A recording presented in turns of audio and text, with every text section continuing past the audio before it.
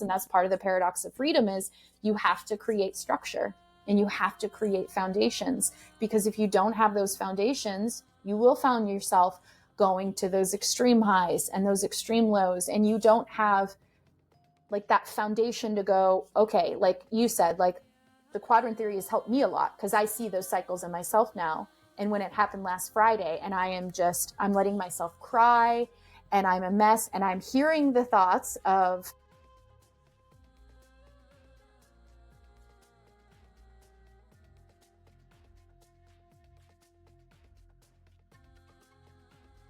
do you have like an intro that you do, or no? It's so funny. I still don't. If anything, I've noticed it's straight into this, and whatever thing comes to mind, especially if it's somebody new, then I might just ask him something about themselves. But this one in particular, I think it's in my head just a catch up. Yeah, it's a catch up. It's a catch up with also getting into. Holy moly, I don't even know what to get into first, to be honest, because I'm just going to follow your lead. You lead me. Nice. Well, hello and welcome to my to my mad show. I'm so honored. So now it's actually called the Phoenix Experience. I love it. Initially, when I set it up, I didn't have a name. I just had an idea, as you know. I just wanted to start doing this and just talk to myself and talk to people, and that would be it. And I think I just by hearing other people, you have to have a name at least. So I think initially it was the Phoenix podcast or something like that. It's so funny with the name thing, right? Because you went through the whole name thing with yourself. Like, I don't really have a name. Of course. And then it's like, as soon as you picked a name, then you could felt like you could start embodying that, and maybe the same thing with the podcast. Yeah, I never even put those two together, but that's very true. That's very true. Yeah. So then after it being called the Phoenix can't even fucking say it, Phoenix podcast for probably 1 or 2 episodes, I think there was another Phoenix podcast or something like that. I think that's what stopped me from using that name. And I thought of Joe Rogan Experience, right? And then I thought, oh, I could be the female version of Joe Rogan. There you go. Oh my God, you so are. You said that is such a true matchup. Yeah, cool. That's very cool. So I thought I'm just gonna call it the Phoenix Experience, and then. Oh my God, that's so true. That's you guys. But then, besides it being because it's my name in there, I also see it because for me it doesn't matter who's talking in here. I mean, it does a little bit because I want to have some sort of at least of a spiritual underlay somewhere, or somebody that's been on a path and gone through some hardship, let's say, and came out the other end, which is where the Phoenix comes in, right? Because the burning and the rising. So it's got that in there. It's got that in there. That's the other part of the Phoenix Experience. Phoenix Experience is actually somebody going through their own Phoenix Experience. Yeah. Wow. I really love that. That's how it started. I love it. The whole things, all the puzzle pieces being put together. Anyway, we've spoken enough about the name of my podcast. My names and everything else in between. Hold up. I think I had to take my earrings out. That's the only part about headphones. Oh. Because they're poking in my head. That's the only part. That's the crappy part about headphones, is you can't wear your earrings. Yeah, it's fine. They were not visible anyway because the hair's in the way. Yeah. What was that fancy little thing that you just put up to the screen that I didn't really get to see? It's Isaiah got me this. It's like a pyramid. It's got like a copper coil and an amethyst in it, and it's Aquarius. Oh my God. It's got the sign of Aquarius in there. So he got me that. And he got it to me. Did you ever? You're joking. So cool. That is so cool. So I kind of use it as a fidget toy, to be honest. So quite lately I've noticed I'm just holding it. It is. But he got it to me when we were in the States, and we had it in the car everywhere we drove. when we done our Mm. trip and whatever. And then Mhm. I forgot Mhm. it when I came here in January. I forgot it in his car. So he brought it over when he came Oh over. my gosh. Oh my gosh. It's been on a bit of a trip. It's been on a bit of a trip. Yeah. Wow. No kidding. So talking about being on trips, I think we're gonna start with your most recent life experience, which is you have literally completed a 10-day Vipassana retreat. Hmm. Well, my Would you version like to share, yeah, your version of it? Would you like to of it. share your version of it? what Yes. what brought it on and everything? How did you get to the point of that's it, I'm doing this? It's funny that you said we were just talking about the Phoenix experience and the Phoenix Rising, because I mean, like the epitome of that, like the Vipassana retreat. I was watching, oh, so I'm going to do a side note here before I dive into that. Because this will describe like a very, it'll give you a very clear picture. So, um, you know, in our work with the quadrant theory, we talk about the flow cycle, and then part of that is after you have the really high highs, you have to allow yourself to experience the rest and recovery, which is normal. People don't know it's normal, so they think they're depressed or they think they're doing something wrong, but they're not. They're actually doing something right. It's totally normal. And so last week, after coming back, finished it on not this last Sunday, the Sunday before that, and then came back into work and felt very, of course, as you do after those things, aligned, connected, just in that space. And so, I was excited to dive back into work in that energy, very clear, also no longer, or at least for a bit, like coming from a place of fear or anything like that. Anyway, so I had 4 days of that, and I could feel last Friday what we call the quadrant 2. I know myself very well, so I'm very clear on the signs and symptoms when it's happening. So what I've learned to do is that to watch a sad movie, and sad, actually, not just sad. It could be like a love story, right? Emotional. Yeah, thank you. Yeah. That's better. Emotional. I knew I had to watch one because I knew I needed to cry, because that's for me part of that recovery is letting my body cry. And so I watched a movie called, I don't know if anyone will have ever heard of this, but it used to be one of my most favorite movies. It's called When a Man Loves a Woman. It's from the 90s. Have you ever heard of it? No. It's so good. It's with Meg Ryan and Andy Garcia, I think is his name. Brilliant movie. But she's an alcoholic, but they're like madly in love. And so she has to go through treatment and everything else. And there's a part in there where she's in like detox in rehab.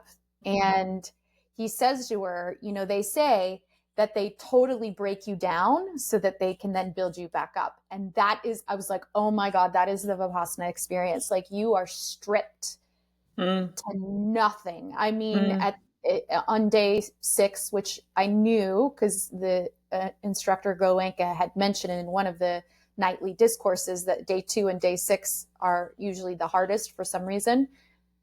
And he was right. Day 6 was like the biggest stripping, emotionally, mentally, physically, like in every single way. And I remember almost like crawling to my bed that night. Wow. And Scott looking at me, and he was like, "You don't look good. You look really bad." Thanks a bunch. I'm like, yes, I know. And that's what that moment felt like. So anyway, I say my own version because on day 2, I ended up leaving the retreat center where I was at. So I went into it not knowing what Vipassana was. I really didn't know. Can I interrupt you there a little bit? Yeah. Oh remember when I asked you, do you know what you're getting yourself into? Yes. Long time ago. Yes. And you said you did to a certain extent. Yeah. And so nothing like what you imagined whatsoever. No. Okay. No, nice. because the funny thing is, so when I first I have to share really quick how this even came up. So I had heard about Vipassana retreats from a couple friends of ours that we met in the Dr. Joe Dispenza community. And 3 of them specifically had talked about going to Vipassana retreats. And one of our very dear friends, Rudrani, she'd actually done one with Ram Dass, and she did a Goenka one, which is what I did. There's different branches of Vipassana and Vipassana retreats out there, but SR Goenka is said to be like the most purest, like, the most like straight from Buddha himself, the teachings. And, as he said, a lot of them don't stick with the 5 precepts that you have to stick with while you're there at the 10 days. And so I had heard about it, but I didn't, when they told me about it, I didn't know it was like a deep emotional dive in. Like, I was just thinking it's 10 days of silence and meditation. And for me, that's great. I don't particularly like talking, to be honest. Like, I could go all day and not talk to anyone and be okay, so it's why it works great with Scott and I, because he talks a lot and I don't need to talk at all. So it's a very good balance, Yeah. And I have a regular everyday meditation practice, spiritual practice. Like, I was like, if anyone can do this, it's me. I have I turn my phone off for 24 hours one day a week. So I'm not like, I would prefer my phone being off all the time when I'm actually in that space. I don't like my phone when I'm in that space. So for me, I was like, this is like, actually, this is like, I think in some ways I'll actually really like I was thinking that.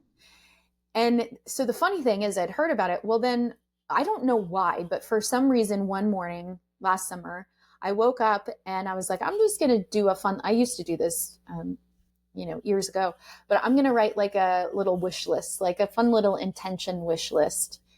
And I wrote like 5 things down, and one of them was Vipassana retreat. And I shit you not, this is how fast shit manifests sometimes. Maybe 4 hours later, my mom sends me a text, and I hadn't been talking to anyone about wanting to attend a Vipassana retreat. Not my husband, not anyone, not one person knew I wanted to attend this. This was just something I'd been thinking about. And she sends me a text and she says, hey, have you ever heard of these retreats? Now, my initial thought was, when I wrote Vipassana retreat, I thought, obviously, like everything else, it's a paid thing. And I didn't really know if I, was in the place to financially be able to afford it. So it was just like, I'll put it on the list and see what happens, right? And so she sends me this link. She said, have you ever heard of these retreats? I click on it. It's Vipassana retreats. And I'm like, what the seriously? And she said, a friend of mine told me about these, and specifically the Goenka ones, that he has studied different Vipassana, and Goenka is the best. And yeah, I looked it up, and they're free. They're 100, everything is paid for. It's all donation based, and you can't even donate until after you've completed one. So they won't even take donations from someone unless they've actually completed a retreat, which is pretty wild, right? If someone wants to invest a lot, they can't until they do it. Which is so the opposite of everything this day and age, right? So opposite. Yeah. Totally. I mean, that's how much they know and believe in this technique to help people. Yeah. And so when I first looked into it, that's when I sent it to you and Isaiah, I think. And that's when you guys were like, did you really read through this? And I'll say I did. And I was like, oh, it won't be that bad. Like, no really humility at all. No fear. Well, then I had to wait a bit, because you do have to go through an application process, a pretty extensive application process. And the application periods, like for each one, because they're all over the world, are only open for a specific amount of time. And they fill very quickly, and you can go on a wait list. And so I think I had to wait for a bit. And then I think I signed up for November. And when I was signing up, like a month or 2 later, I went through all that stuff again, and it hit me hard then. Like, I was like, oh no, like it's like I had more humility going into it. Like, ooh, I think I realized then that you're meditating 11 hours a day, which I didn't realize there was that much meditation. I thought it was just more about being quiet and not having access to your phone. So, yeah, that sort of hit me. And then it started hitting me, being away from Scott, my husband. The longest I've been away from him was when we first met and we lived across the country from each other. But since we moved in with each other, I think 4 days has like been the longest we've ever been apart. And so that was like, oh my gosh, it sounds silly and stupid, but we are together every single day, 24 hours a day, which I know to most sounds like what? So things like that started hitting me. In any case, what happened was then I had to transfer the application a couple more times because we were in the midst of like moving and things. And so I didn't know exactly when the timing would be right. And so I finally settled on one in January, and the instructor of that course, we had to get on the phone a minimum of 2, I think maybe 3 times, because in the application, it's very extensive and they want to make sure that you are listing every single thing that you've been through. And, I had to disclose that when I was 15 and 16, I tried to commit suicide, and she was pretty worried about that. And sometimes they won't allow people to come that have had situations like that.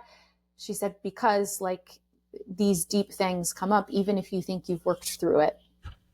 And in my naivete, I was like, oh yeah, I've worked through that. I've worked through all that stuff. I've been working on myself for 10 years now, like whatever.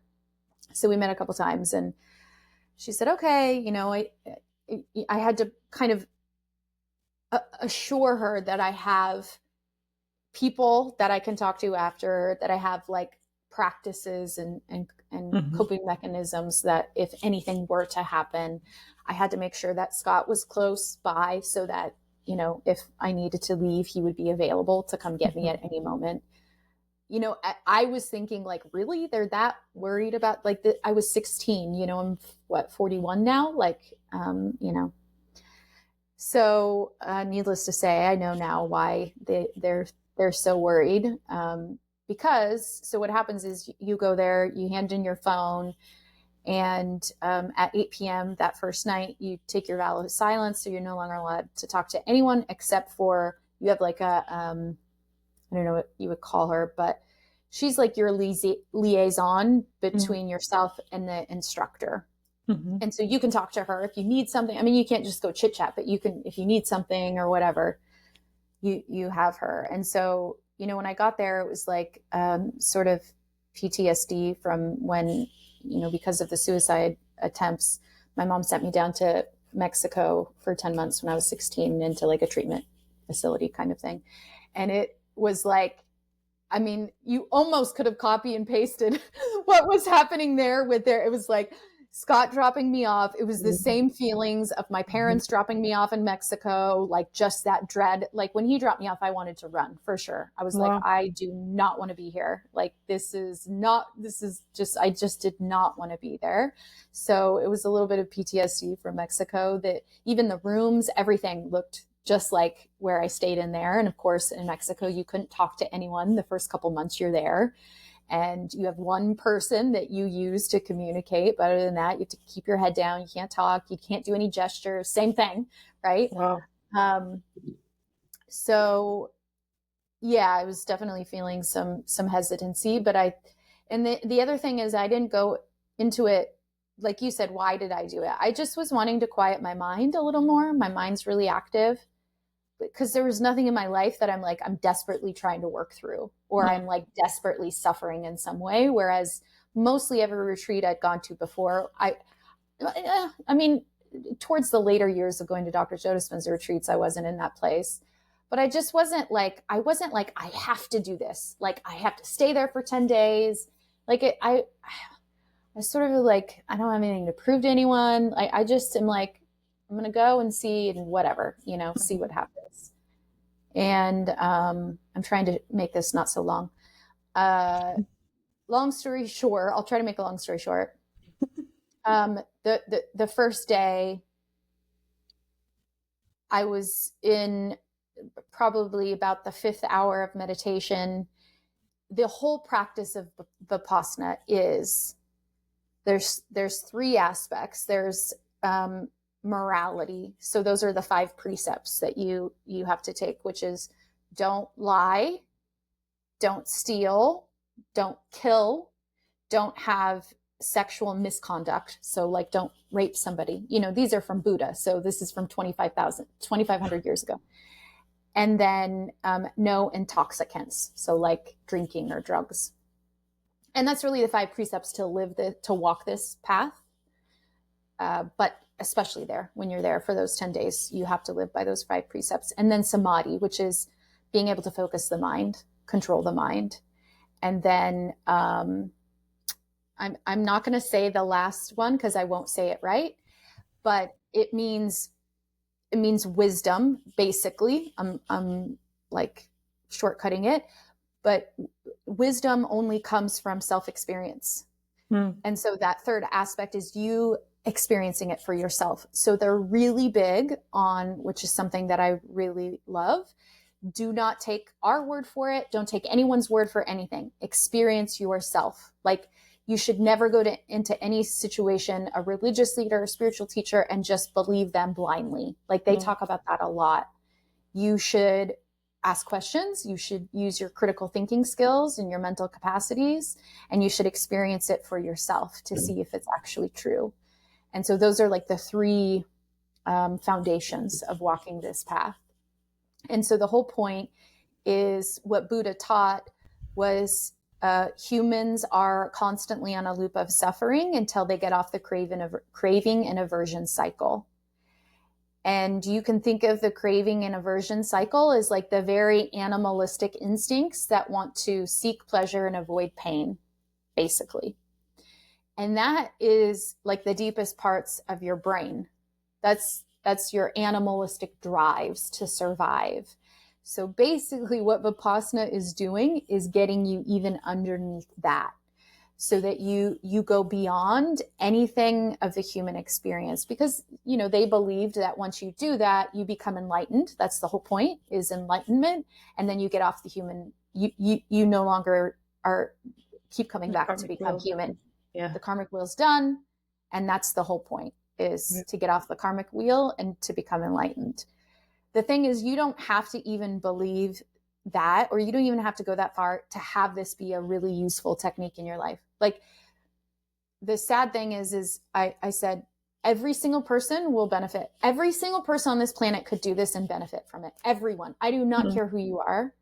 You don't have to believe that, but it's so intense that most people won't make it through unless they have that strong drive. So day 2, because the point is you're going deep within the psyche. So he calls it brain surgery.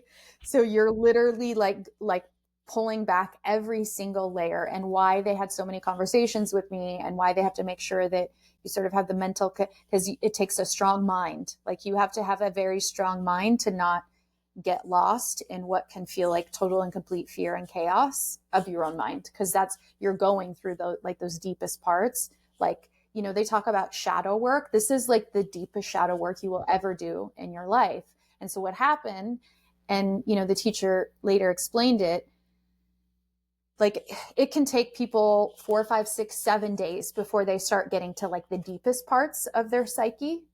And because they have to go through what he calls like the gross level of reality, which is like, like pain and things like that. And once they start going underneath that is when they call them sankharas. So the deepest, what does he call them? Oh gosh, I can't think of the word, but basically every single negative thought you have ever had, every negative feeling you have ever had, they don't use those words. That's a translation. All the words they use are from Buddha's time, 2,500 years ago. And so these are like a modern version of what he's saying. Like they don't say trauma, they don't say emotions, they say sensations, just sensations in your body and sankharas. And it's every defilement of the mind that you have ever had. So you're purifying your mind, because every defilement that you've had against somebody else means you've had it against yourself. And so you literally have to let every single one of those arise in your body, and they arise in physical sensations. And so it's not like, I mean, I would have memories. I did have memories. In fact, you know, the reason why I left was because of it, but it's very somatic. It's a very, like, you are going into the deepest depths of your emotional body and of your psyche. And so what happened was, after about 5 hours into the first day, as I sat there towards the end of one, I felt this wave of, I don't even know how to describe it. It's not like anything I've really experienced before. It was like pure panic, like just complete and utter panic. Like I mean, I've had anxiety before, but this wasn't even close to anxiety. And my hands started getting sweaty and I couldn't close my eyes. I had to keep my eyes open because it felt like I was just a complete loss of control that I couldn't handle. I mean, I've done psychedelics. I've had intense breathwork sessions. I had never experienced anything like that ever. And it came up so hard and so fast. I had to run back to my room and I just started sobbing. Like I was like in terror. Like I didn't even know what was happening. And this is day one. So the night before, he gives his first discourse, which is his teachings every night. But the first night, he doesn't tell you much of anything except for, when you're meditating, you are to only focus on the breath that's going in and out of your nose.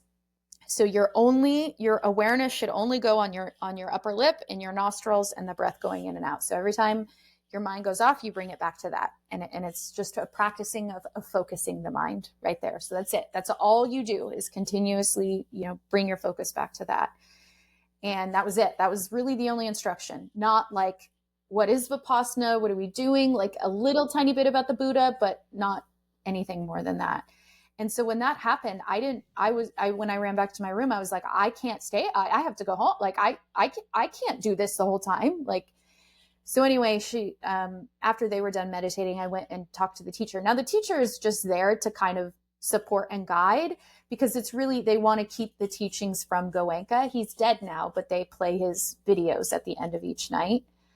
And so the instructors are really just there to help support you, guide you. Every day there's the same schedule every single day. And there's blocks of periods where the teacher gets to decide if either you're meditating in the meditation hall together or if you're going to do it in your room. And they're there to ask questions. So there's certain times throughout the day that you can sign up so you can go and ask the teacher questions. And so when that happened, and then I went and talked to the teacher, I told her what happened. And she was like, now you know why we had to talk to you so many times, because this isn't for everybody, And I was confused, because I was like, I feel like if anybody was prepared to do this, it was me, And so that was like kind of confusing to me. But at the same time, she was like, part of this path is learning your own wisdom and your own discernment and knowing when things are healthy for you and when they're not. And when she said that, it really clicked, because I was like, it's so funny. The last year and a half of my life have been all about wisdom and discernment and my own wisdom and my own self-discernment. And I was like, oh my God, this is like my lesson is leaving, actually. And so she said, I would love for you to at least stay through tonight so you can watch the discourse tonight and then see how you feel. And then, if you, and I will say, for anyone that watches this and they go and watch other people's, because I watched a couple other people's videos on YouTube after attending. And I heard a lot of people say, like, they will tell you can't leave, basically. Like, you can leave, obviously, but they will try to convince you to stay. And that wasn't the case with her. Like, she was very like, I want to make sure that we're giving you what you need and taking care of you. So I was like, okay. So I decided to stay, did some more meditation. And then that night we watched his second discourse teaching. And that made a lot of sense to me. I was like, okay, now I'm understanding what's happening. Because that's when he talked about these sankharas will rise to the surface and it will be very physical sensations, or, and your only objective is try to maintain equanimity of the mind and not to avert from it, not to crave it. Even if you have a good sensation, not to crave it, to just observe it, because the Buddhist philosophy is basically this too shall pass, that everything changes, everything passes. So trying to attach to something or trying to avert from it is what causes suffering, because you can't attach to anything because it's always changing. And so that's the whole point, is to, to go to the deepest depths and allow these things to the surface. And so I got done and I was like, you know what? If I stay, I stay. If I go, I go. I was okay with whatever decision that I made, which was a big deal because 2 years before that, I would have been like, I have to prove to everybody that I can do this and I'm strong and I'm tough. And I just didn't have that anymore, So I went back into the room and got ready for bed, laid down. Well, then my roommate came in, which again, you can't talk or like eye contact, anything. You can't do any of that. And so she came in, she got ready for bed, and she went and she turned off the light. And as soon as she turned off the light, I can feel it in my body when I talk about it right now. Sheer panic, like terror and panic. And it was like I was 4 years old in my bedroom at my dad's house when I was 4, which I was terrified of the dark. It was like I was reliving that.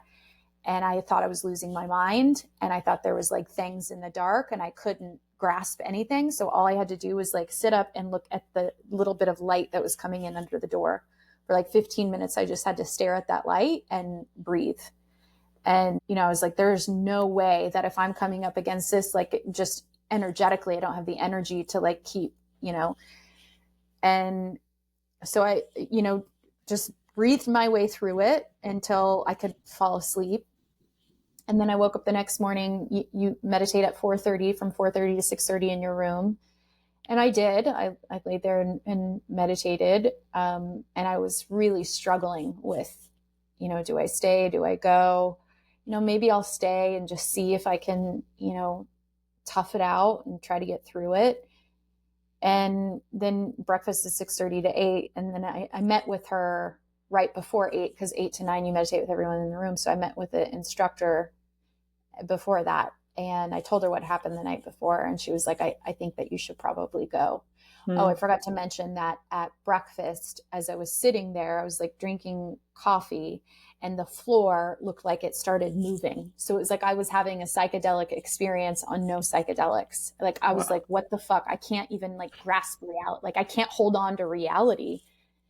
And I didn't even tell her that. I didn't tell her about the breakfast thing. I just told her about the night thing. And she was like, I think you should go. And I started crying. I was really upset. I was upset with myself. Like, why can I not do this? And, she again just reiterated, like, you need to know yourself, and this is just not a good environment for you, which is okay. That's part of it, And she was very sweet and very, very kind. And so we called my husband, and he's 4 hours away. So the rest of the day I sat in the room and meditated just as he instructed, because I wanted to stay with that. And then my husband picked me up and we came home, and I decided I want to keep doing it. Like now that I know I'm like in an environment where I sort of feel safe enough to go, okay, if it starts to get to where I feel like I'm losing my mind, I can sort of ground back down with him. And so I kept with the schedule, except I did about half the time of meditation. So as opposed to 11 hours, I did about 5.5 hours every day. And in between, I didn't, my phone stayed off. The only time I used my computer was to write on Microsoft Word, because I wrote a book in the time of those 10 days. I ended up writing a book, and it just poured from me. It was like one of those flow things that you're just not thinking. It's just literally pouring out of you. And I would talk to my husband, but not a lot. I would be in the room during the day, so I wouldn't really talk to him much. I didn't really share with him the experiences I was having, because I was just trying to get through them, So I found the discourses on YouTube. So I would watch those just as they did at the same time every night, which when you're going through it is like, I can't explain how vital those discourses are. It's like the only thing you have to grasp onto, and the reason why it's so impactful is because in everyday life, and I'm realizing this now a week post-retreat, is you are so distracted away from your insides and the sensations happening in your body that you have it requires 10 days, like basically to detox from yourself. and to be able to watch the mind as diligently as you need to, and to be able to learn how to allow sensations in your body without attaching or averting from them, even the good ones. That's almost the trickier part. It's like, okay, I can allow this like sensation of pain or a sensation of angst, but to not attach when it feels really good, to maintain equanimity and go, this too shall pass. This will pass too, this good feeling. And, when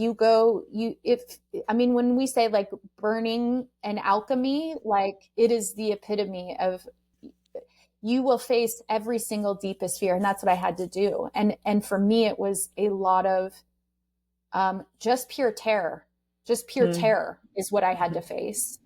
Losing my mind and being able to have things happen where I felt like maybe reality was getting a little whatever, and not go into fear and just watch, just watch it happen. And the other thing that I realized, like the third day in, which was a big realization for me, two things was, I realized that, because of my work, I researched lots and lots of things. And the pineal gland is actually responsible for your sleep and wake cycle. So it releases serotonin and melatonin. Serotonin for when you wake up, melatonin when you go to bed. And so like science won't call the pineal gland your mystical gland because they don't believe in that, right? But spirituality will say your pineal gland is the doorway to the other world. So it's like literally controls the veil, which I think it's funny. It's like the sleep wake cycle of your soul as opposed to like your human self, right? So what was happening, because I have a pretty active pineal gland and third eye, what was happening those, the first day I was there is your eyes are closed for 11 hours, which tells your pineal gland you're going to sleep. And when you go to sleep, you go to a theta brainwave state, which is like you're dreaming or a psychedelic experience. It's the same thing. And so my pineal gland was like putting me into that sleep cycle, which means I was going into theta, which explains the, very psychedelic like experiences I would start to have. But again, if someone's not prepared for that, then, I ended up afterwards hearing on a couple of the things I was researching on Vipassana after I went through the whole thing, is that there have been people who have had like psychotic breaks after. Oh, wow. They didn't last, it was only for like a month after, but it's kind of not common, but it is, it's why they were so concerned, because it can break you. It does break you. It does break you. And again, they emphasize this a lot. You have to have a strong mind, a really, really strong mind to get through it. And they call it boot camp for a reason, because it. And the funniest thing was, there's this woman that I see her post on Facebook, and I know of her. I've never met her in person, but I know of her through the Dr. Joe Dispenza community. She, goes to a lot of retreats, and she's like a spiritual coach. And I saw a post of hers, like, I don't know, maybe 2 months ago. I think I was already signed up for the retreat. And she was talking about her Vipassana retreat. And she said, it terrifies me to think of going back. Oh, and wow. I know this woman is like, she is connected, like she is. And I remember thinking, if it scares her to think about going back, like, and that was always in the back of my head, right? Yeah. And you don't know till you know. Like, I can try to explain it, but it, like I said, a week later, it's hard work, because now, so once you're done, the objective, once you go back home, is to do, continue with 2 meditations, hour-long meditations, 1 in the morning, 1 in the evening every day. But I think the difference with this, there's a couple difference with this and other things I've tried, is this is a practice for every moment of your waking day. Like every moment of my waking day, I am trying to make sure I'm in equanimity. I'm trying to bring myself into reality as it is, because that's what they say. You're learning how to accept reality as it is in this moment. Your mind is not making up stories, because that's all it does all day, every single day. You are here in this moment, and you do that by constantly focusing on the sensations in your body all day long, because then you're in the present moment. And when you have a busy life, it's really, really challenging. And I understand, like, they call them householders. So householders are not monks. So they're not going to go live as a monk. Monks give up every human possession, you know. And, you know, Goenka says he's a householder too. It is a practice and a technique that will fundamentally shift you. It has for me, but it's a lot of work every single day. Every day. It's every moment of every waking day. And the other, maybe last thing I want to add that's really important that I want to say is, you know, I've gone to other spiritual retreats and workshops, and I think that the reason, what I've seen in my journey in the last 10 years is that when we awaken spiritually, and again, Vipassana is not a spiritual thing. They don't, you know, Buddha was very practical and like wanted to actually give something to people that was practical and not dogmatic. Like, you don't have to believe in anything to practice it, right? But I think the difference with this practice is when we have an awakening and we go to these retreats and we change our life, and what can happen very, very often is, you know, we've talked about it, the spiritual ego, that all of a sudden now you think you're better than other people. You're actually end up more judgmental. You want to tell everyone how they should be living or what they should be doing to, you know, become more enlightened and more spiritual. And you and I, you'll know who I'm talking about because both of us know this person. When you take self-responsibility, that's, you know, that is an aspect of Vipassana. You are not a victim. Like, no one can make you feel any way. You are responsible for your own bodily sensations and, you know, your own thoughts. But what can happen, I think, in the self-help space with that is that it's almost like it can turn you into a narcissist. Like, sorry, so then you're just have an excuse to be an asshole to everybody, right? And well, sorry, I can't make you feel any way. Yep. And so I saw that, I experienced that, I did that to people. And I think why this is different is the compassion piece. So they talk about wisdom and discernment and self-responsibility, but that goes hand in hand with always having compassion for everybody. You know, if you look at the Buddha and Jesus, they were the most, you know, Jesus on the cross saying, forgive them. Like, he's not like, fuck you, what, you know, you need to be more enlightened. He's like, no, please forgive them. They don't know what they do. You know, I mean, talk about compassion at the deepest level. And that's the point, is to cultivate compassion for yourself first and then for others, so that you're never getting into that, like, I'm better than you, or my actions, I can do whatever I want and it doesn't really matter because you're responsible for your own feelings. So I think there's so many great aspects of it. And again, you don't have to believe, you can integrate it into whatever practice you have, you know, and that's what I've done since then, is like, I still believe in God. You know, they don't necessarily believe in God. I still believe in, or source, or the universe, or whatever word. And sometimes God is triggering for people. But yeah, it was the most challenging thing I've ever done, for sure. Definitely, for sure. Hard. But it's kind of like labor. You forget, because I'm like, okay, I'm doing 2 a year. But I know when I go to the next one, I'm going to be like, oh my God. Faced with all that again. I mean, damn, the amount of things that you shared in there that I was like, oh my God, this one. Oh my God, this one.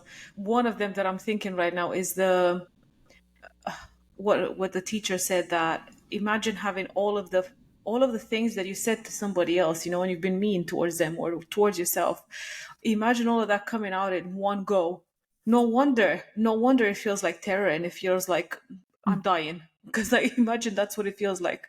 Also, it's so interesting because we talk about presence, right, all the time, and being present here, and this is like another level somewhat, or a deeper level, whether of understanding or of actually doing it, because it seems like it's following everybody, plus the spiritual, this whole, I remember even thinking many times, this whole idea of what you were saying right now at the end of, well, it's up to you how you feel. You know, I'm not in charge of your emotions and whatnot. And that becomes an excuse as well. Like, there's been so many times when I thought, yeah, but like you said, it doesn't give you the excuse to be an asshole, right? On purpose. Because if it's on purpose. Plus, the one question that I'm thinking, Do you think, because you said it would be different if we wouldn't go to the spiritual ego, let's say, because we would have more compassion and humility from the beginning. But do you think that that's a necessary step, though, for everybody to go through somehow? Because I've noticed there's this one lady that talks about, well, in her way of seeing things, there's only 3 layers to awakening. It's the first one where you wake up and you go through all of that of, oh my God, life is beautiful. I'm going to start my spiritual business. It's all working fine. Manifestation, high on a cloud. And then it all comes fucking crashing down. And that's when you start the second level of an awakening. And you start believing that any of it is real. You have to go back to a normal job. You have to whatever. And it's all shit everywhere. And it feels like you're disconnected from everything. No magic whatsoever left. And then she says the third one is enlightenment. But normally a lot of people stop at the first one. They don't even get to the second one because they get to that barrier and they think, well, this is it. But I also see that part of, I think for me in particular, because what you're describing, and what this whole thing of the second level, I feel like I've gone through that last year quite a bit. And even to this year, like the amount of fear, what are we now, March? Wow, I'm thinking February, all of February, I think, near enough all of February was just full of fear. And I gave into it fully. Like I didn't even, there were times when I'm like, I could still see that I'm wrapped up in fear, but I just could not break away from it. And the more I tried to get out of it, the more, no. So the question that I got in there somewhere was the whole, do you think that this everybody getting through their spiritual ego part is a necessary part of the process because of the compassion and humility that it brings? That's a really good question. I don't know. I don't know the answer to that. Because I agree. I had to go through it. It was like the launching pad for me to go down into the deep dark depths, second layer, as you talked about. And that's been that, like, exactly like my journey, like you described. And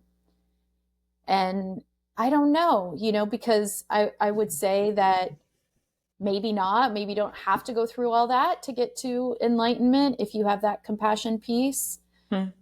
But I don't know that that's the case either. All I can say is from my experience, I did have to go through all of that to come out on the other end, as you said. And,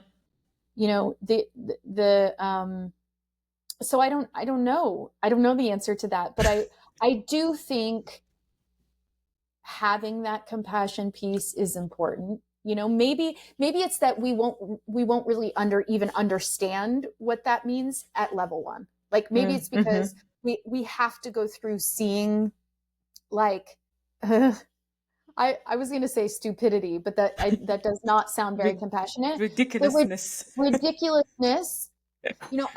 So here's a couple pros and cons of being at home as opposed to doing it at home. Is what I was able to witness. I was watching my husband go through his normal life.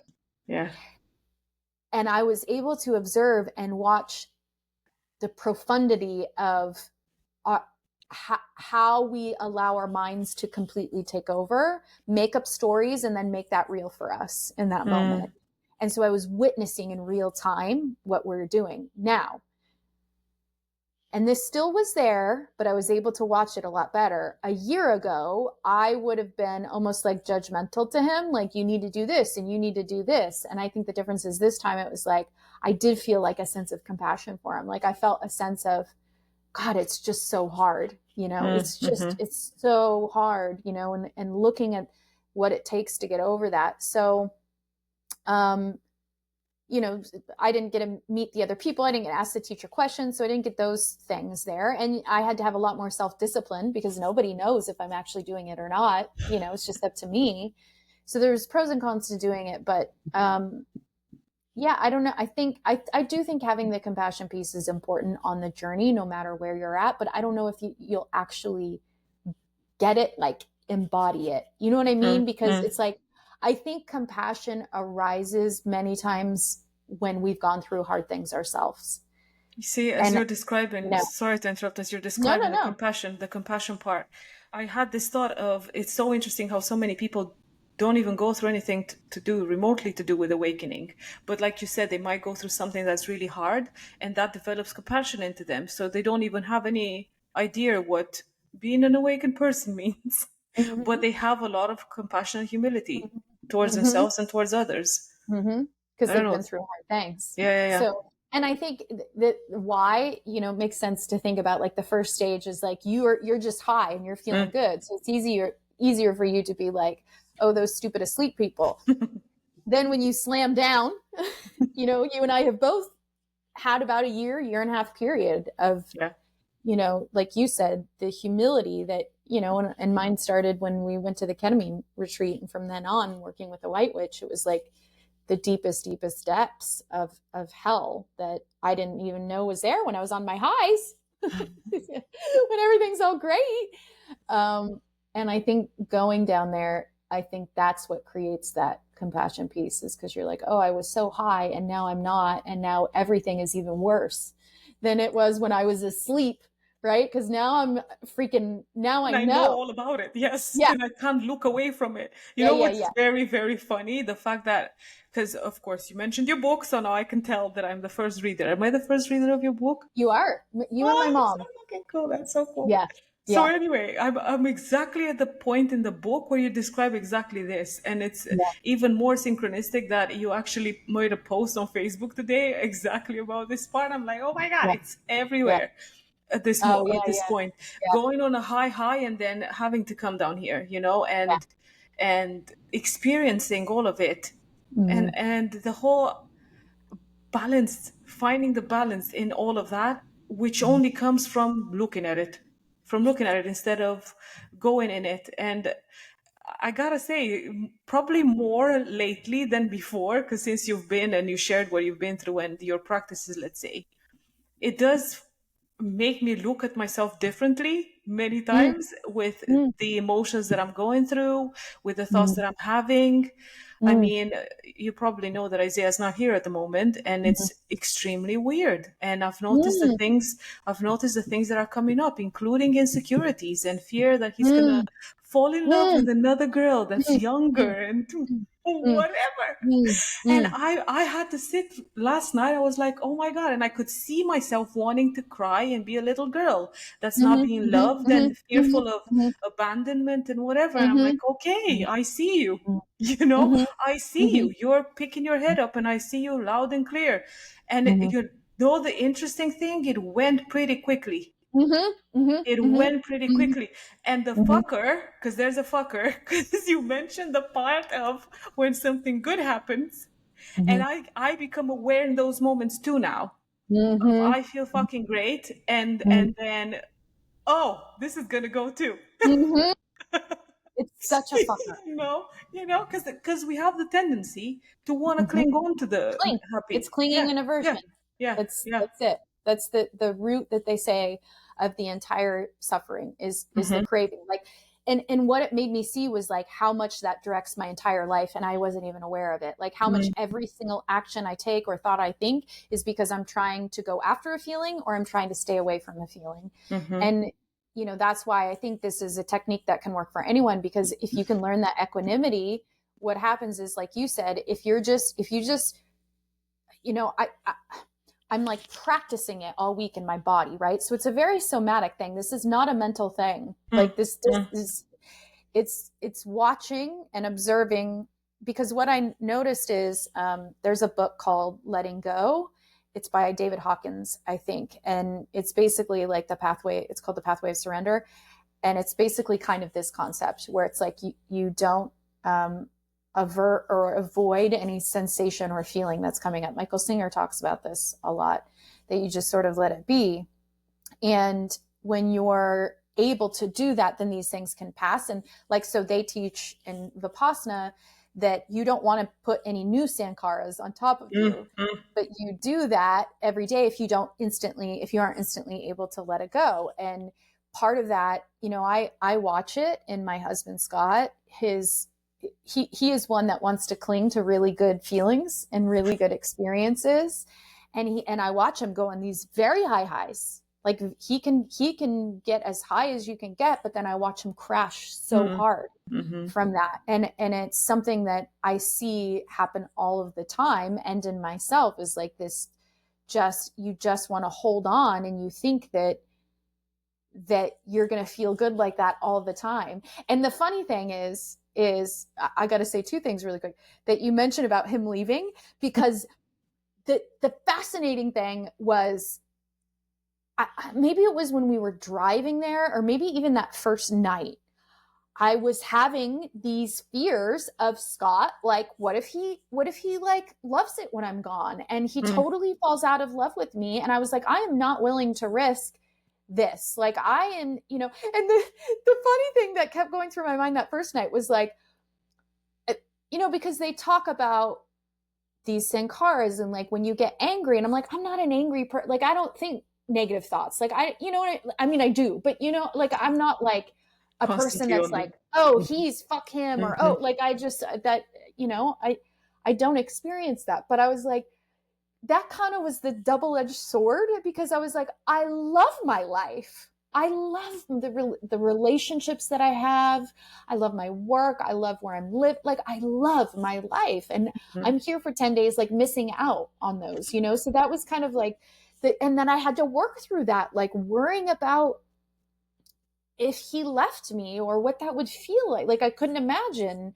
And I have never been like a jealous person, or like, but what happened, of course, was in going through this, and especially on that 6th day, on the 7th day was when I had my very profound spiritual experience, close to what I had from the very first one I ever had, where it's like, you reach the point of pure unconditional love. Like, it sounds, I can't explain that through words. Like, people think it's like the deepest, it's like God unconditional love. Like, you are experiencing that in the moment, and everything is washed away because you are just bathing in pure love. And in those moments, I remember that I know I am loved no matter what. And those insecurities, they just go away. They're like, well, because I would be okay no matter what, everything I would be okay with. And the second thing I was going to say is, funnily enough, I was reading this book on, the guy's teaching about how to become a successful trader, but it's not. It's like a self-help book. And many of the principles he talks about is the same things that I was learning in Vipassana. And so it was so profound to me, like, oh my God, this guy's talking about the mindset of a trader to be successful, consistently successful. Basically, he's teaching you equanimity of the mind. He's basically teaching you how to trade with zero fear or zero euphoria, how to trade from a completely neutral place. And that's what this teaches you. And I think, like you said, getting better at watching, observing, not trying to avoid, not trying to hold on, just watching. And you do that in Vipassana by focusing on sensations in your body. You get really in tune with sensations, and everything changes slowly. I mean, I gotta say, I think besides these tools that you've learned here, for me in particular, I've had you in my head quite a bit, to be honest, in a lot of situations with the quadrants, and we haven't even spoken about quadrants yet, but the flow cycle, and trusting the cycle, because like I said, in February, that mountain of fear that was just rolling all over me, I thought, well, I obviously can't do anything about it right now, because I'm trying to get myself out of this energy, and it's not going to work, because I know the more I'm trying, the more I'm just going to perpetuate it. So I'm like, can I trust the cycle? Can I trust the cycle? And also remind myself that I'm not dying, right? Or that I'm not going to end up on the streets, or that, I don't know, some asteroid is going to come tumbling down, because everything that I could have thought of was in my head. And of course, stuff that with Isaiah, it's like this, so many things just come barging in. Oh God, there was something I wanted to I wanted to ask and it's gone now. And that's why they teach you this technique, is to, when they say like accept reality as it is in this moment, if you do that, you can't listen to imaginatory stories that your mind is making up, because they're not true in that moment. And that's when you really start to see the absurdity of the mind and what we do. Like that's when you really go, oh my God. Like I would watch him, you know, he was having a hard moment and he was just like making up all these things. And, you know, I have to remember that compassion piece, but more just like in awe of what we do to ourselves, of that thing. Like, so then I'll go throughout my day and, you know, like the other day I was taking Murphy on a walk and I could feel a little bit of like the tenseness and anxiousness in my body. And I looked around, I'm like, there is literally no threat right now. Literally, there's nothing that can kill me right now. And, you know, and the last piece to this is, many spiritual traditions believe this, that the state of mind and the state of emotions that you're in the moment you die is exactly what comes in with you to the next. Like you'll immediately pull that. And I was telling Scott this, I'm like, you know how to make this like more realistic for people, you know how when you wake up from a dream that you just had, a bad dream, and like your husband cheated on you and you wake up pissed off, like you carry that, even though that was a total imaginatory thing. I was like, that makes sense then if you're moving from one life to the next, that you're pulling that, right? And I think for me, a lot of that terror was, I think, from my previous, like literally when I died, I think I was in so much terror that's a lot of what I was facing in those moments. And so, you know, they say they want the whole point is to get you to smile, die with a smile on your face with absolutely zero fear. And that's getting to underneath that sort of limbic system, and fight or flight's getting underneath that, to where if you're walking and you get anxious, even if you're in you know, a place that you could die, you're fine. That doesn't even, and you know, I don't know, that may take lifetimes. I think that may take lifetimes. I mean, no wonder we keep coming back, right? Because how do you actually leave here without thinking, oh, I wanted to do this, or oh my God, this is scary, or if it's in a car accident, let's say, and the fear, it's like the shock of it, you just take with you. But it so makes sense with the dream and pulling that from the other lives. And also, you know what the funniest of things is? Everything that we've spoken so far, including the wheel of karma, the karmic wheel. I remember hearing about it, maybe when I was 20, because that's when my first initial awakening was happening, and I didn't know what to do with it. I didn't even know what was happening. I didn't have a name for it at the time. Wow. But I remember hearing this and then thinking at the time, what were you feeling? What were you? Oh, like, okay, if this world isn't real, because I remember even at the time knowing this, you know, and you can attract everything to you, because I remember watching The Secret and What the Bleep Do We Know at the time, because they literally came out, and thinking, oh my God, I can create my reality. But then I started getting very much in my head of, I need to pay attention to everything that I'm thinking. And then also when hearing this thing of, you take with you the karmic wheel, you know, that idea that you keep reincarnating because you got to learn lessons, and when you actually leave because you want to leave, like Yogananda, let's say, he left his body, he decided, I've had enough, now I'm gonna go. You know then that you're not gonna come back here, something else is gonna happen. And in my head at the time, it was like, oh, does that mean that I have to think of everything that I'm doing and how I'm doing everything? I have all this work to do. Honestly, at the time, that's what I was thinking. I'm like, I have all this fucking work to do because I think of this. I am angry. I am pissed off. I want stuff. Because I remember at the time, even the want of things is like, oh, I have to renounce all my desires. Basically, I have to forget all of that shit. My lordy. And then I think I put it aside because I felt like I was going down a depressive angle. Life doesn't make sense, and what's the point of being here if after all we're all gonna die anyway and gonna come back again because we've screwed up the first time, the second, 100,000 times. So I just stopped any of it.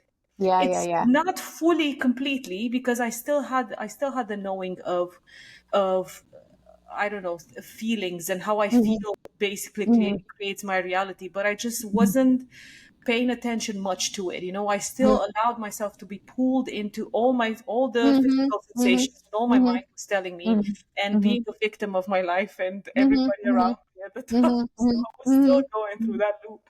And of course, up until now, and even now, I think this week in particular, and maybe even yesterday, when that was coming up, it felt ridiculous, to be honest, to actually see it, because I hear you describing Scott sometimes and I'm like, it's so funny. It's so funny because you can see it so easy in others.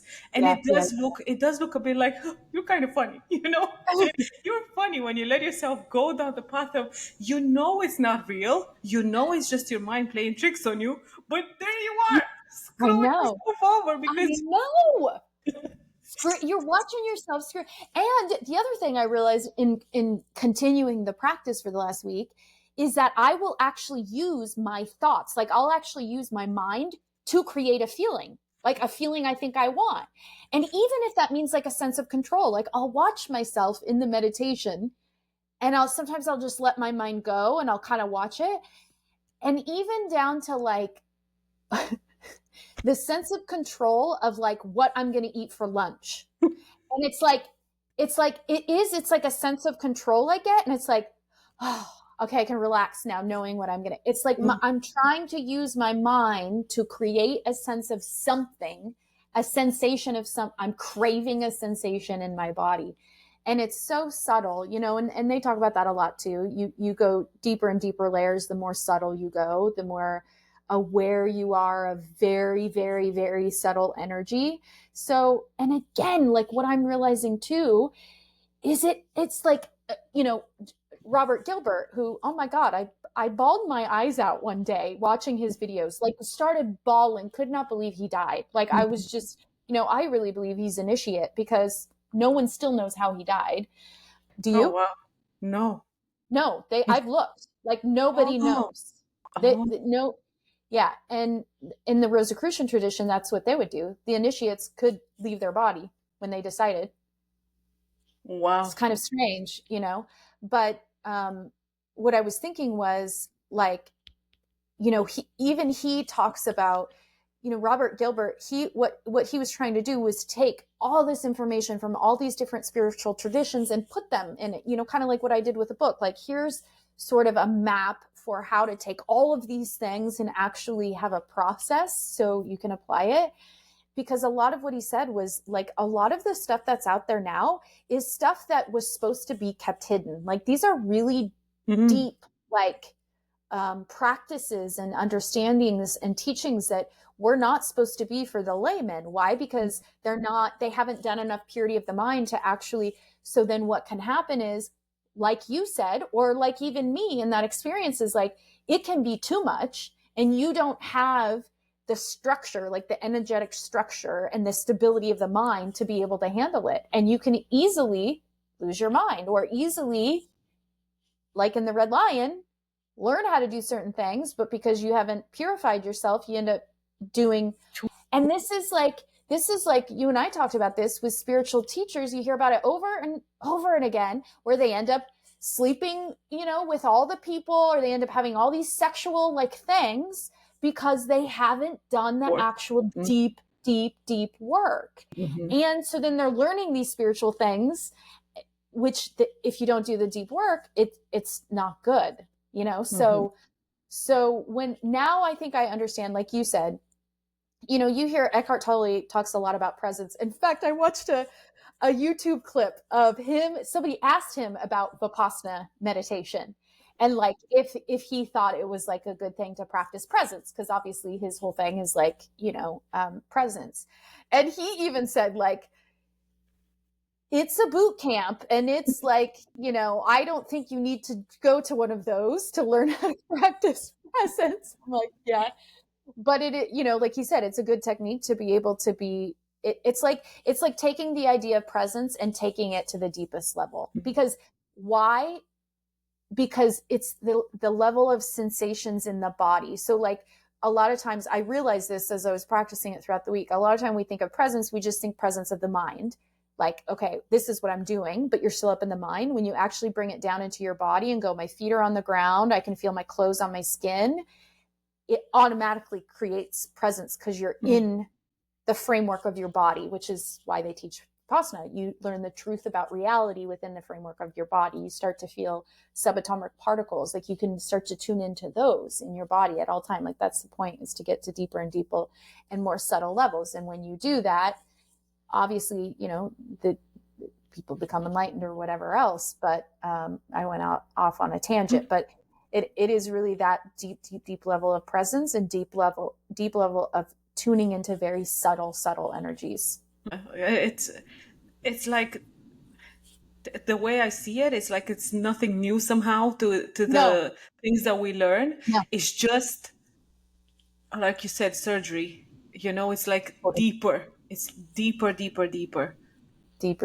And Yeah. I remember hearing one of my friends back in uni at the time about that, you know, the part of, you could totally go on a completely different avenue, you know, if you don't have the, like you were describing, the mental capacity to understand what.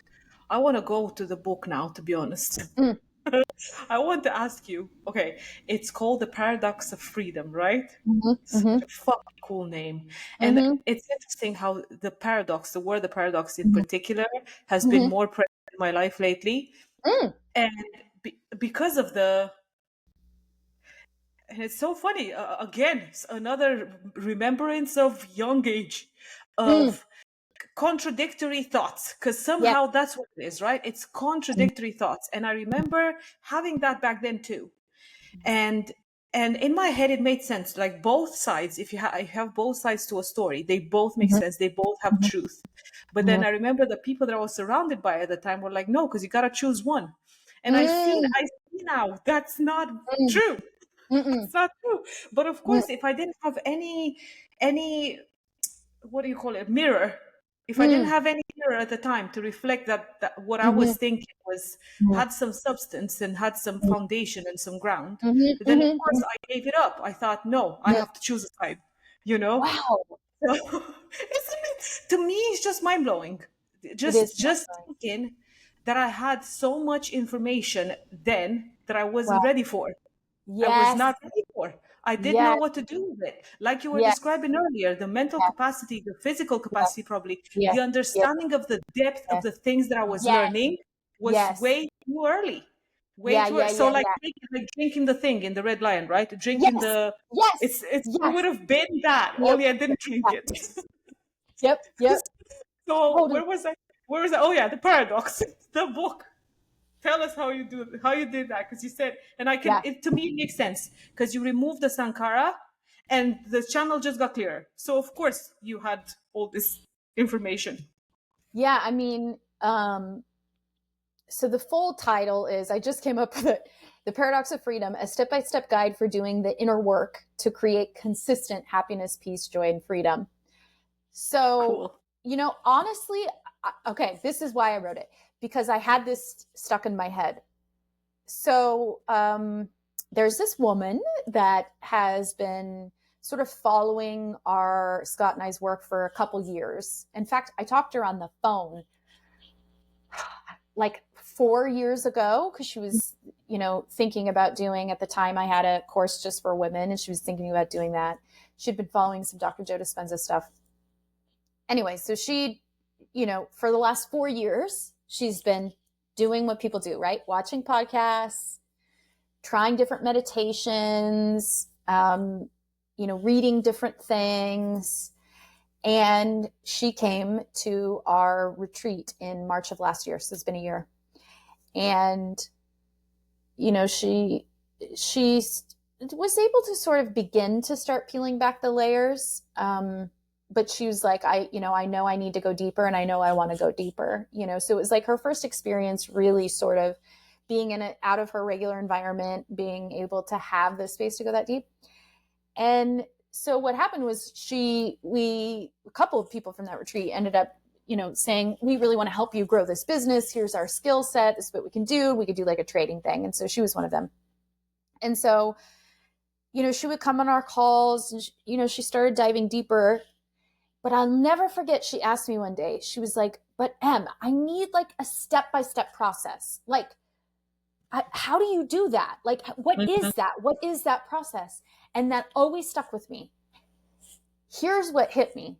Just, I mean, everything has a piece and everything, you know, like I can't, is like this piece came from And over here and magic this piece, was you know, first. yes, like all these different pieces. Well, because at the same time, it was like, so there's this book called The Big Leap by Gay Hendricks. You read it, yeah? Yeah. So he talks about your zone of genius, right? Yep. And I will never forget in this book too, two aspects of your zone of genius is number one, the thing that usually you're like scared the most of doing. Like it scares you to think about doing it because you're either like, oh, what are people going to think? Or what if I fail? And it's the thing usually that comes so easy to you. You half the time you don't even realize it's your zone of genius because it's so easy to you. You don't realize that it's not easy for other people. Mm-hmm. And so it was a combination of that really being in my head and Margie saying that. And I started doing, you know, I did a market research call with a lady a couple of weeks ago, and she said the same exact thing as Margie. She said, you know, I've been going to Joe Dispenza. I've gone to 3 of his workshops for like 6 years now. I've been watching podcasts. And she's like, I am telling you, I'm not the only one. I am so freaking frustrated with, okay, you're telling me do the work, but what the hell is the work? You know, I gotta interrupt you there because that is yeah, so me too. yeah, Me too, because this is what pisses me off. And of course, it really does. It gets to me when I see so many yeah, people on Instagram, YouTube, whatever, Facebook, they put all this and you gotta do the work. What the fuck does the work mean? Can yeah, somebody just put the steps? And of course, now reading through your book, and I even messaged you because yes, yeah, finally somebody yeah, puts it down in the yeah. for every dumb person out there. It's But we like, what need are those? that. But we Yeah. need that. Well, and that's why the paradox of freedom was like, because, you know, I was reading this trading book and he sort of talks about it in a different capacity, but he talks about this sort of paradox of like, so he refers to it as in the market. So if you decide to start trading in the market, he says there's nothing else on earth quite like it in that you have absolute freedom. Like nobody's telling you what to do. Your action, like your results are a direct correlation to your actions in the market. Mm-hmm. But what happens is people don't understand that. And then they think the market is doing something. Anyway, I'm not going to go into it, but you know, here's what hit me so hard. I was like, here's why it's a paradox and why it's really hard and why I think maybe nobody's done it yet is because, and I think that I understood this better because of the quadrant theory. You know, when you go into spirituality and self-help, you're dealing with the right side of the brain, quadrant 3 and 4, where it is very like nonlinear. It's abstract. Like it's ideas and concepts and like what is reality and it's questions. And so all of a sudden when you have spiritual awakening, like that lady said, you're like, oh, it's all great. It's all free. I'm free. I don't have to have any rules, any structure. I don't have to do anything. I just have to be free. The problem is we still have a left side of our brain as a human. Yes. And as a human to operate, that side of the brain wants and needs some kind of structure, you know? And so that's why I was like, this sense of freedom, there's a paradox because it's free, but you have to have a container to hold the freedom to experience it. And that's why I was like, oh my God, it is such a paradox because freedom infers that there's no boundaries, right?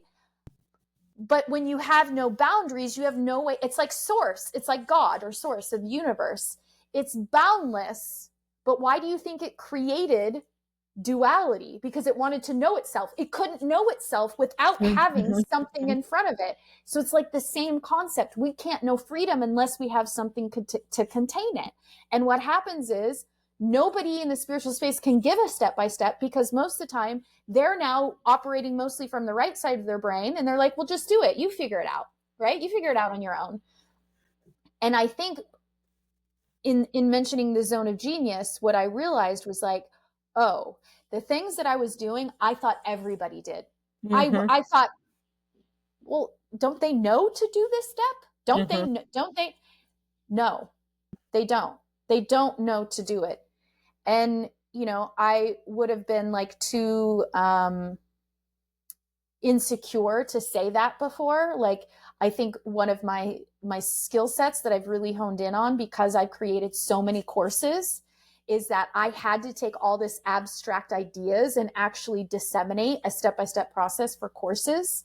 And so I think over the last 6 years in doing that, it's like given me the skill set to be able to sort of navigate both of those sides and go, okay, here's all the ideas. Like I had a market research with a woman right before this call. And it was so funny because at the end of my meditation last night, this thought came to me. Of course, you're gonna laugh and make fun of me because she knows I am like a chronic thinking of business ideas, like chronically thinking of business ideas. And all of a sudden I had this thought that I was like, oh my God, I could so help like coaches and creatives and consultants with taking their ideas and helping them disseminate a step-by-step process for their clients, because not everybody can do that. Yeah. And this woman I was talking to earlier, she said the same thing. She's like, I've been doing this work on myself for years.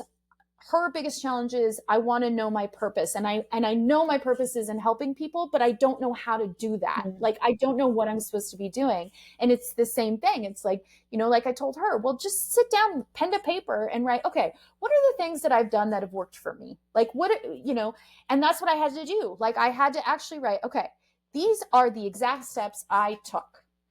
Here we go. And so in thinking about Margie, there was actually 3 very specific people I had in mind. Like I know who they were when I was writing this, because I'm like, they are all complaining of the same thing, which is totally understandable. Everyone's talking about doing the work and no one's telling you how to do it. Or if they are, they're charging you $10,000, right?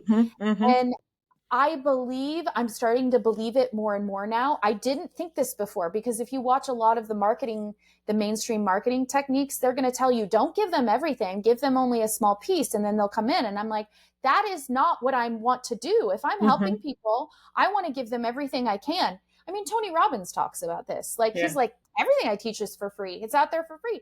Abraham Hicks, you could listen to her YouTube all day long. You don't have to go to a thing, but people do because they want, you know, so it's like, I wanted to give people who maybe couldn't afford a $6,800 course, which we have, a $7 book, and go, okay, I can actually have, I mean, you know, when you're doing it on your own, it takes a certain amount of discipline and sort of willpower and everything else. And that's part of the paradox of freedom, is you have to create structure. And you have to create foundations, because if you don't have those foundations, you will find yourself going to those extreme highs and those extreme lows. And you don't have like that foundation to go, okay, like you said, like the quadrant theory has helped me a lot because I see those cycles in myself now. And when it happened last Friday, and I'm letting myself cry and I'm a mess, and I'm hearing the thoughts of, this is all shit and I'm no good at what I do and everything's shit and I don't want to do any of this anymore, right? But I'm able to have enough separation to go, okay, yeah, just let it all come out. Let it all come out. And people don't understand on the spiritual journey, when that happens, it's actually normal. Like you have to experience that. And then I realized, you know, we don't have to, maybe we can go into this on another podcast, but I realized, like, you know, so we taught the quadrant theory last summer, but what also helped me with this book is I realized actually most of the people who did that weren't even ready for that. Because I thought that they knew all these. Just bang the microphone, so it's probably going to be a big bump in there. But yes, because I was part of that group, right? I was part of that first group, and I totally agree. Totally agree. Yeah. And because see, you mentioned the quadrant theory, and I was kind of wanting you to talk about it, but then I'm thinking, you and me and Scott sat down for 2.5 hours and then the whole thing. So people can go and watch that, or find you on your page, and you can. Yes. I agree. That over there. Yeah. I agree. And that's what's, you know, so it was like a mixture of all of those things that I was like, oh, see, I thought all those people that signed up for the quadrant theory had already gone through all these steps. Turns out, no, they didn't, because they never had steps to go through. They didn't, nobody told them do this, this, and this, and this. And depending on where you are in the journey, it's going to help you no matter what. It helps me. I mean, these are things that I actually practice and have to do. And I go back to number 3. I go back to number 4, you know, like, you know, one of the steps is you have to go to some kind of a retreat or workshop at least once a year. in my opinion, you have to. Like, it's non-negotiable, because in your everyday environment, you just get so easily, even if you're doing the work, it's so easy to get, so just having 3 days to where, I used to think about doing this all the time and I never did it. But I used to think about doing like what I did with Vipassana, but doing it like as a Joe retreat for myself. Like, oh, I'm just going to spend 3 days, 4 days, like listening to his videos, meditating, but I would never do it. Had I actually done that. And that's the thing, you can make a retreat for yourself at your home, just make sure you're cut off from the outside world, but I think having those days dedicated to that, and because most likely you're probably going to have some kind of an experience. And like I said in the book, I always remember Muji saying on Know Thyself, he said, people have to have an experience. They have to experience some kind of something, or they won't keep going on the path. It's too hard, because it's frustrating, because you're like, I know that there's something out there, but I'm not experiencing it. And yet they keep telling me to do all this work. And, so if you don't have some sort of breadcrumb to hold on to, I think it can be so easy to fall off. And so, yeah,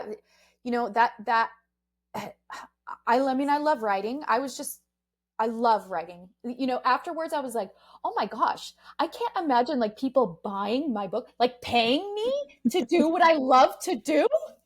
I mean, I've already been doing that for the last 6 years, but this is like another level, writing. Yeah.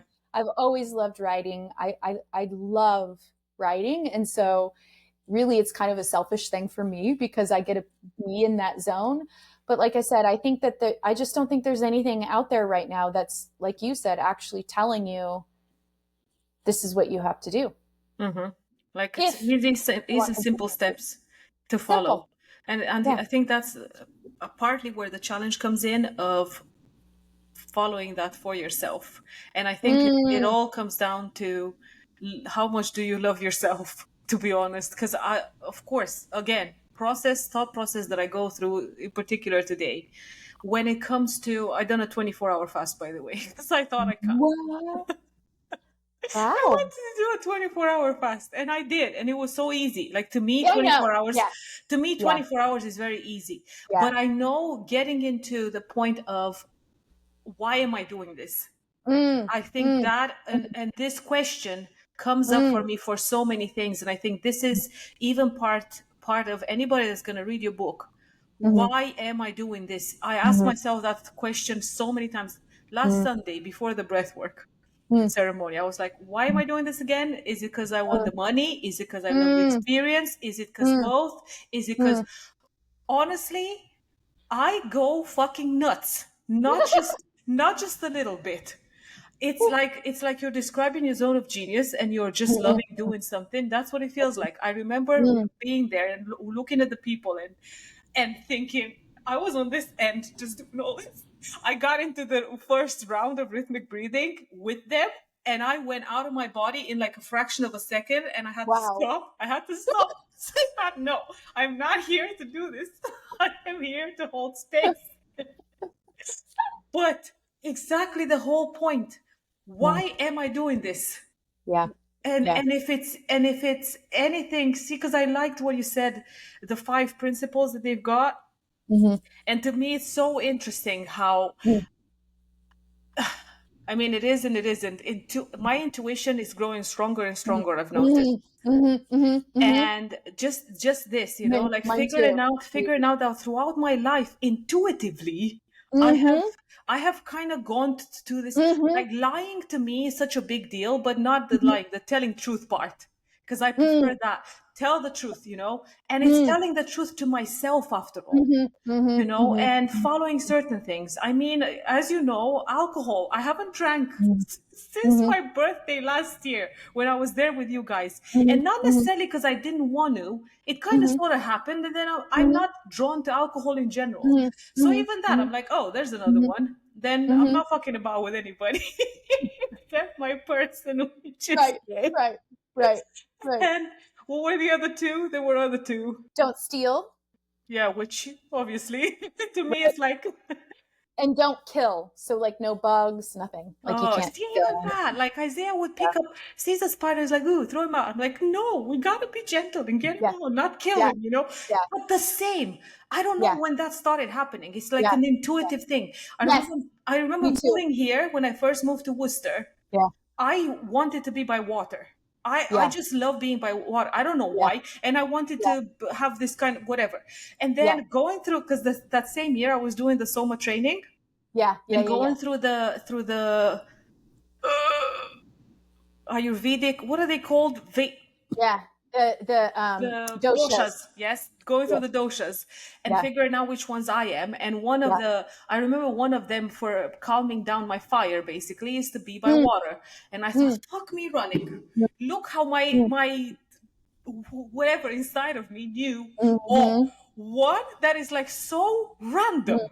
mm, There used to be a girl and a man and a woman, that a mhm, couple that used to go to the yoga classes that I done in here. mm, mm, And for about a month now, and I even told Isaiah, I have this feeling that this woman is pregnant. Like I asked for a friend request for her on Facebook way mhm, back when, but apparently she's mm, not on Facebook. She's not on social media anymore, so she never mhm, accepted it. But I'm mhm, friends on Facebook with her partner, mm. and I remember I told Isaiah about a few weeks ago, I have this feeling that this woman is pregnant. Why? I don't know, because I didn't stay in contact, whatever. And then 2 days ago on Facebook, he posted that she's pregnant. And I put the phone down. I'm like, I'm fucking freaking out So now. Like, it's like, what is happening? What is happening? And I it fucking love it. it's I true. love It's true. And that's, when they talk about that subtler, more subtle, more it. subtle, more subtle, that's what it is. It's like Mm, me, because me too, I'm experiencing the same thing with mm, my, and the more I listen to it, the more it comes. Like, yes, yes. and actually like follow through on it as opposed to like, I'm whatever. not gonna, yeah, Kind of scary, yes, it is kind of scary because you're like, oh, I don't know. But yeah, yeah. that's exactly what happens. And that's what that, like those 5 precepts, which was the first leg of morality. I don't remember what the Sanskrit word is for it. But morality, they really, so like at the time when Buddha was teaching this, of course, just like now, there's other traditions and religions and things that want to try to bring that down or say that it's bad or whatever. And so he tells a story that they would, at the time, how they would resolve that is they would go have like meetings in the square and they would, have like a debate back and Mm-hmm. forth. And one of the debates that made it so when he was saying, like, I'm not imposing on any of your religions, like, this doesn't go in opposition to any religion, he would say, like, these 5 precepts for morality, who doesn't agree that if people abide by these, they're going to be just better people in general? Mm-hmm. So that was like a big aspect to it is like, if you're living a moral life, these 5 things, it's not like they're like, huge, they're just common things that's going to make you a better person. And even like the drinking thing, because obviously you and I have talked about this a lot. And the reason why they say no intoxicants is because, actually, not just because like alcohol is bad, because if you get even a little bit intoxicated, you may tell an exaggeration, and exaggeration is a lie. Oh, And so wow. they Big don't fat want you to put, you can't maintain total equanimity of the mind if you are even a little bit Wow. intoxicated, and you may lie. And Mm. so it's sort of like a fail safe to not break the lying precept. And that's why they have you be silent in the 10 days, is because if you're talking to people, you may exaggerate something Oh, and you wow. may lie. So that is why they have you in silence. That's the only reason why they have you in silence the whole time. I mean, obviously, so you can, really focus on yourself and go inward, but that's really the main culprit behind the silence, is so that you don't lie. And so, for me, I was telling you that I would say the last couple months, I would go a couple nights a week without wine, but I would say 5 days a week, even if it was a half a glass of wine, I would have it. And it was such a habitual thing. It wasn't like I would get even necessarily a feeling off drinking it. It was like, for me, like my ritual of coffee in the morning, that's what the half a glass of wine in the evening was. It was like that ritualistic sort of whatever. And since obviously that Wednesday night, I haven't drank at all, except for we went skiing on Friday and I had this like, those like canned like seltzer, I don't know, I don't even know what it is. It's like 13% alcohol. And I did have that. And I immediately was like, yeah, you totally lose equanimity of the mind. And so now understanding that, now it's like, it's like any habit. Like the first 5 days you go without coffee, it feels a little bit like, oh, okay, now I'm through that, like just the habit of doing it. And so now it's like easy in the evenings. I don't even think about it. It's not even a thing. But of course, that doesn't mean that I may not go out to dinner and have a drink, or, for me, it's not like a moral thing. It's like, if you have a problem with it, you shouldn't do it, like and I would hear other spiritual teachers talk about that. Like, if you can't handle yourself, like if you're a person that's like, you can't just have a half a glass of wine, you have to have the whole bottle, then Maybe there's an issue with that. Or if you're drinking every night and you're dependent upon that, that's a problem too, So I think equanimity in all of it, you asked me and I didn't get a chance to answer you. Do I feel different? And I don't know that I feel any different. I do like knowing in the evenings I don't have to have that habit. You know what I mean? Like, I do like knowing that now, well, it's only been a week, but maintaining that practice and meditating for an hour in the evening. And here's the other thing, holy moly.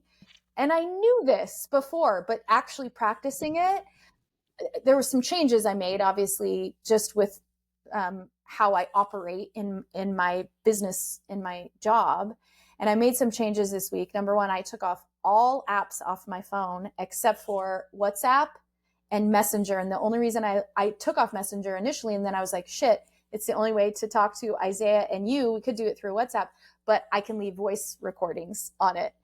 And WhatsApp, because that's Isabella. That's the way I talk to her. You can but leave everything voice else, recording on WhatsApp too, you know that, right? Yeah, but you have to hold it. You No, have to you hold don't. the little You're thing. doing this On again. my You're screen. so weird. No, I swear. It So will, hold if on, I can. hold on. So you've got an iPhone, right? Yes. That's why. iPhone sucked, man. Yeah. That's what it is. See? Yeah. Sucks. Yeah. Sucks. It Okay. does. It does. So yeah, WhatsApp, I Continue. have to hold the thing, and my thumb Oh, gets tired. awful. So I took email, like Oh, everything off wow. my phone. And I've now, I don't touch my phone. I keep it on airplane mode until about 12 usually. So that all morning I have very focused time to work and very present time to work. And I'm just amazed at the amount of work that you can get done when you're not distracted in 50 million different directions, because I'm convinced that phone, we are like Pavlov's dogs. Like the second a beep goes off, it's like, oh, distraction. And it really is like that scattered energy is like, when we don't have it, it's like our energy is so focused and then so powerful, it's like, it's so powerful what I'm getting done now. And like, whoa, I get to the whole point of me saying that is like, I get to the evening, by time I'm, done with work and ate dinner and did my hour-long meditation, it's time for bed. Like before it was like, I'd be done with work and then I would eat dinner and then I'd have that half a glass of wine and then we'd watch TV. And now I don't do any of that because I'm working and then I'm meditating and then I'm going to bed, so the routine has changed. So I think that if anything, that's the only like difference. And again, I like the reason why they say to do it is so you don't lose that equanimity of the mind. And especially if I'm meditating in the evenings, I don't like that feeling. So, I think in general, like I said, you don't have to be anything to start practicing these things. You're going to have a better life. Like, it doesn't matter what, you're going to be happier. Yeah. You're just going to be happier when you can not let your mind, and it is, if anyone takes anything away from this entire conversation we've had, because this is the other thing I noticed in writing the book, and what I realized most people didn't even know was a thing. I thought everybody, again, knew these steps, is self-observation. Like, people do not know what that means, and they do not know how to practice it. And what that means is that voice that's in your head is not really you. The voice that's talking all the time It's not really you. The voice that's talking right now, me, is not really me. You have an observer. You're able to observe that, but people don't know that. So when I tell them to self-observe, they're like, what do you mean? Like, I'm just having thoughts. And I'm like, no, those thoughts aren't you. You have to separate from them so that you can observe. Like you and me have been practicing this for a long time. So again, you know, when you and I talk about, oh yeah, we're just watching, you know, I'm watching it. People don't understand what that means. They don't know. Like, well, what do you mean? How do you watch it? And that's what meditation is for. That is why you meditate, so that you can get better at watching the mind do something crazy. And it happened. I mean, I'll be sitting there and what seems like, I don't know, maybe 5-10 minutes. I'm like, whoa, where the fuck did I go? Just this whole story that I went off on. You're like, what the hell? Oh my God, it's so funny because I see myself do that too, or in conversation with Isaiah, you know, and he'll come up with if this and if that, and I'm like, you're doing it again. And he starts laughing, you know, because I'll start saying that, I don't know, I'm gonna do this, and then I'm gonna do this, and then maybe this will happen. And I'm like, oh, focus on the outcome, am I? I'm attaching to the fucking outcome again. Oh, it is something.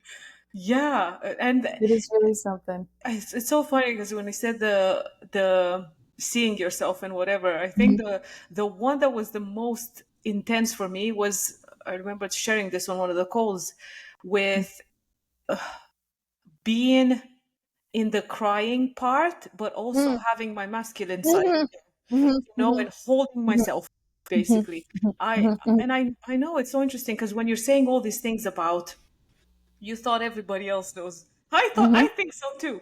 And I've noticed, like, when the breathworks are happening, for example, I have to take a step back and think, oh, maybe I should have said that, or maybe I should explain that too. Because sometimes I just go through everything thinking, oh, they know, you know, but maybe they don't know. Maybe people don't know. Like, even as simple as maybe sit up if you want to move some energy, or just fucking move. Like, to me, the fact that people sit still and breath, it's like, but it's like, how do you actually get that through to people sometimes, you know? Because I think this is the hardest part. You're like, we're describing our experiences, right? And what it feels like for us, and energy moving through our bodies, and like describing your book as well, you know, the experiences that you had. And it's crazy, like, to imagine, to see. But then when it's happening to you, it's like, there's no reference, there's no point of reference to what exactly that is until you experience it. And sometimes it really just takes, when it comes to breathwork or energy movement in general, because it could be from music, it could be from meditation, right? Use the slightest of sensations, because you're talking about sensations in the body. It could start with the slightest of sensation of, maybe I want to jiggle a bit, or maybe my toes are going. Music. That's where it goes. That's part. And people don't know that, you know, like they don't, because they have to follow structure. Two boxes in, because it goes to the other extreme. Okay, I gotta have structure when I'm gonna follow it through and through. It's niche, right? This is hard. It's so funny. It's hard. Yeah. Have everything exactly and rigid.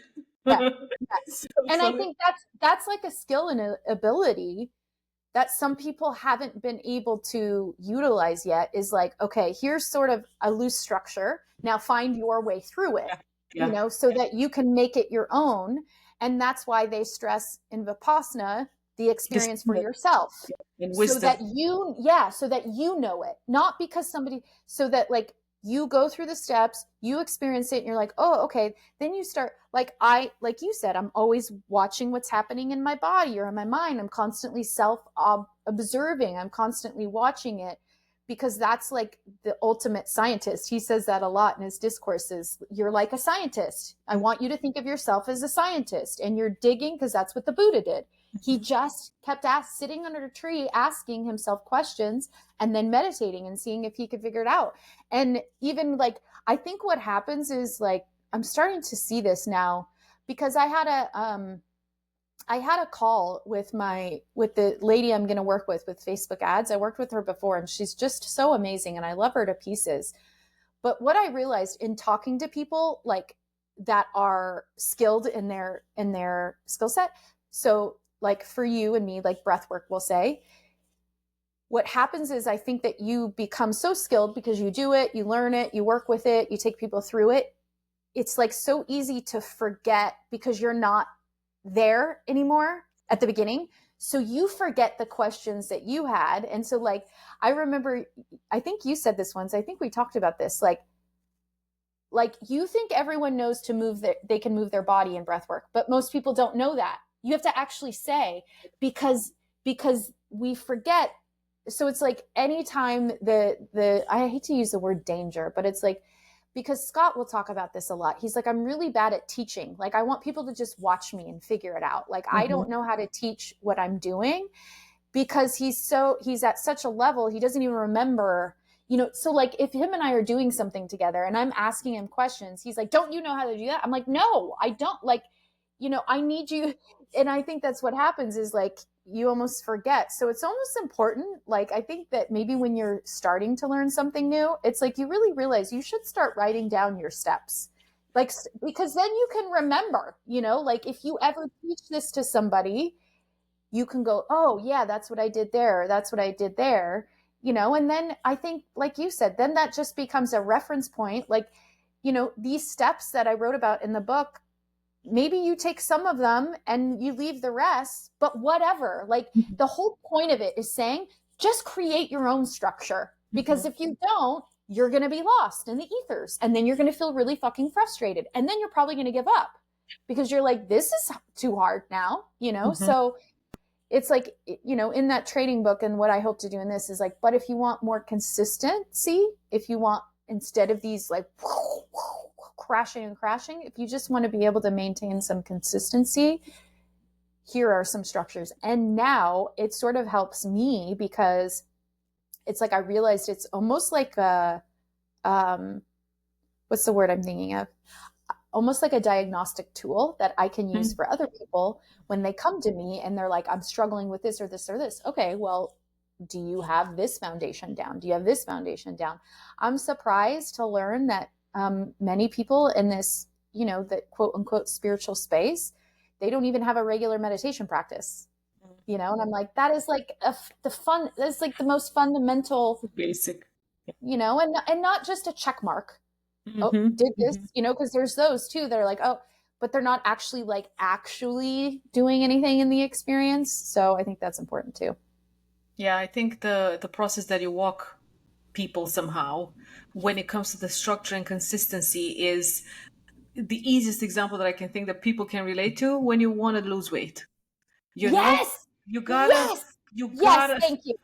Yes. You gotta, there's an end goal somewhere, and you the part that you're in right now, the body that you're in right now, kind of sucks. It's kind of failing. You need to do something about it, but you're also kind of comfortable because this is what you know. But that stepping out of the comfort zone, right? The pushing and doing something different. It could be something tiny, because it starts with the tiny. It's the small, like do the bloody meditation, right? Just do that. Just do that. If you don't do anything else, just do the meditation. That'll do something for you for sure. So totally. I think that will resonate with a lot of people. Yeah. The consistency part. It's funny that you mentioned that, because Scott and I talk about that a lot, like how much reverence we have for people who have like lost a lot of weight, because, oh my God, does it take like, or do you know what people that are addicts to a substance external of them. It's so funny because I was talking to Isaiah the other day, because when we walked to the train station, oh, this is such a bracket now, but anyway, I don't care. Joe Rogan podcast. We were talking about addictions, and I was like, I can only imagine how hard it must have been for you from everyday smoking weed and vaping every day consistently to cold turkey. All of a sudden it's hard because the craving is there. The people around you are doing it. And then our conversation turned to my addiction, to the fear of the addict somehow. Because the more I looked, because we touched on alcohol, and the other one for me is the weed when it comes to him. So it's the person that's close to me. And I told him, like, because as soon as he went away, he messaged me the first evening. He's like, these people want me to go have a pint with them. And I wasn't sure what to tell him. I'm like, fucking go, do it, you know? And I asked him so many times, stop worrying about how it's going to affect me, because I need to work with it. It's something that I need to work with. And as we were walking towards the train station before that, I was like, I think the only way for me to work with this is, because he says he doesn't have this need to go and drink and whatever. But sometimes if you were to go with his friends, and I'm like, I want that for you too. Fucking go, do it. But then when you come back, let's say, because for me it is the smell of the alcohol in the person. It brings up stuff in me, right? And I told him, I think the only process that I can work with that in that case would be looking at you in the eye, knowing that you're here, you're not my parents, not all the people that I've had experiences with in my life that were drunk and stuff like that, and just be present, just be present with being here. And I figured the alcohol part brings up fear. Like if the person that's in front of me is drunk, it first of all, it changes who they are. Like you were saying earlier, it changes who they are. And I'm afraid that I'm going to be abused somehow. And then the weed part, same thing. It changes who you are. But also for that one, the love is being withheld. That one has a completely different substance. Wow. Right? Wow. Right? This is how fucking cool my mind is. See? I fucking love it. I figured it all out. But of course it's like, and it would be the same. Like, I don't know, with weed in particular, because we had so many conversations around it. For me, that's a big no-no. Like that is alcohol, I'm okay-ish with it. Weed would be a big no-no. I don't know, just because I don't even know what the because is with this one in particular. Because I've thought about it so much, and I'm like, I don't care what anybody else is doing. I think it's this withholding of love that I still need to work through, of where am I withholding love from myself, right? When that comes up. But I think in general, because in my head, somebody that smokes weed would want to do it. So it's such a whole loop all the time. And it's just something that I don't want to deal with in my life, to be honest. It's just alcohol. Okay. Even that, if it were up to me, nobody would drink alcohol. But of course, I am not everybody, and people enjoy it, and people do whatever they want with their lives. So, this whole bracket here. Well, okay, so this is perfect. I'm so glad, because this is okay. So this is what helped me. This is like the understanding of Vipassana, like the whole thing, right? Because like you, my brain just will like really dissect things and think about things. So we know already that your limbic system is what holds memories and meanings. It's your subconscious beliefs, right? Yeah. So what is people talk about subconscious beliefs all the time. What the fuck does that mean? It means your subconscious beliefs are the meanings you give to things. Okay. So in other words, somebody smokes pot. It's a neutral action. There's no positive, negative, nothing. It's a neutral action. Someone smoking pot. So two people will look at that. One person will go, has no meaning for me. So it's value neutral. It does absolutely nothing to any sensations in my body. I have no sensations that are brought up when someone does this. Someone else looks at it and they give meaning to it. And so what Vipassana does is going underneath the limbic system to go, nothing has meaning. In other words, like I can hold equanimity no matter what they're doing. Now, that doesn't mean not having wisdom and discernment and being around someone that's like beating you up, right? That's discernment and wisdom, to still have compassion for them. That's what they teach. You still have compassion for them. And he said, this isn't like this is a passive thing. Like if you see someone beating someone up, you go and do something about it, but you still have compassion for that person. You don't get angry at them or whatever else. And so, okay, so this is, so he talks about the six senses, the sixth one being our mind, right? And that the environment is always interacting with those six senses. So he says they call it the unconscious mind, the limbic system, but it's always conscious because it's always reacting to whatever is hitting a sensation at any particular point. And the limbic system is giving meaning to that sensation. And so if somebody drinks and you said the smell, right? The smell hits a sense and it instantly gives meaning, like this person isn't going to love me. That's not true at all. Mm-hmm. So that's why they say, accept reality as it is in this moment. Like, I'm living a moment from my childhood. I'm overplaying this. And I think it's so good because, like I said, you hear about these concepts of these ideas, but what you just explained is like a concrete example of why they believe, Vipassana believes, that you have to get to the root and underneath the core of suffering, which is we give meanings to things. And then because of that, we make up stories in our mind and then feel certain things. And we don't want to feel those things. So like, if he comes to you, I think it's fucking brilliant what you said about having him have a drink. And then that's kind of like exposure therapy. That's what they do, is like have you actually like come face to face with the thing, which I think is really effective. But I think that the piece that maybe they're missing is like that equanimity and understanding, like, okay, can I hold equanimity with him doing this in my face and watching these sensations and allowing them, not trying to resist them, allow them and watch. And if you do that, or if other people do this, like in a moment where they're triggered, like I just had to do this last night. Literally, I was like, I got a text from somebody and immediately those texts, those words that mean nothing, they're just words, instantly send something through my body. And I'm like, okay, all right, here we are. And so what I had to do was a mixture of Vipassana and what we teach in the Transcending the Triggers, because it's kind of the same thing. I had to go, okay, I am literally seeing this through the lens of this boardroom member right now, which is like, I'm not perfect. Like I did something that somebody doesn't like. And okay, that's not actual reality, but that's what I'm seeing right now. That's what I'm experiencing, because I give meaning to these words that mean nothing. And this is that trading book, because he talks about it with the market. The market is neutral. It's giving you information. It's not good information. It's not bad information. It's just information. You perceive that information through all of your limbic system stuff. And because of that, you will then make decisions that will leave out certain outcomes because of that meaning you're giving to it.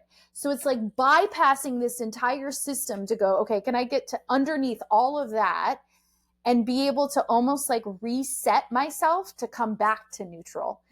And maybe you don't want to. Maybe some people don't want to give up the meanings they give to certain things, which is fine, right? Like I don't want to, whatever.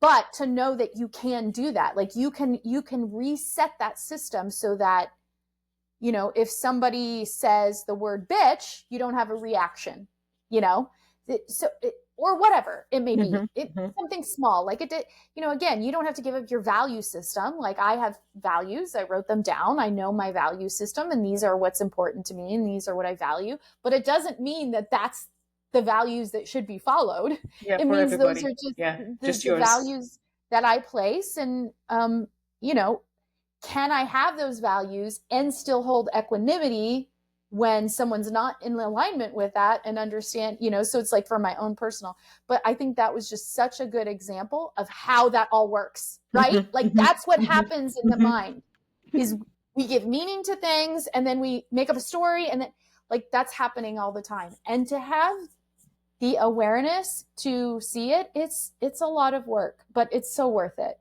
It's because you do become more, you just can experience life more pleasurably.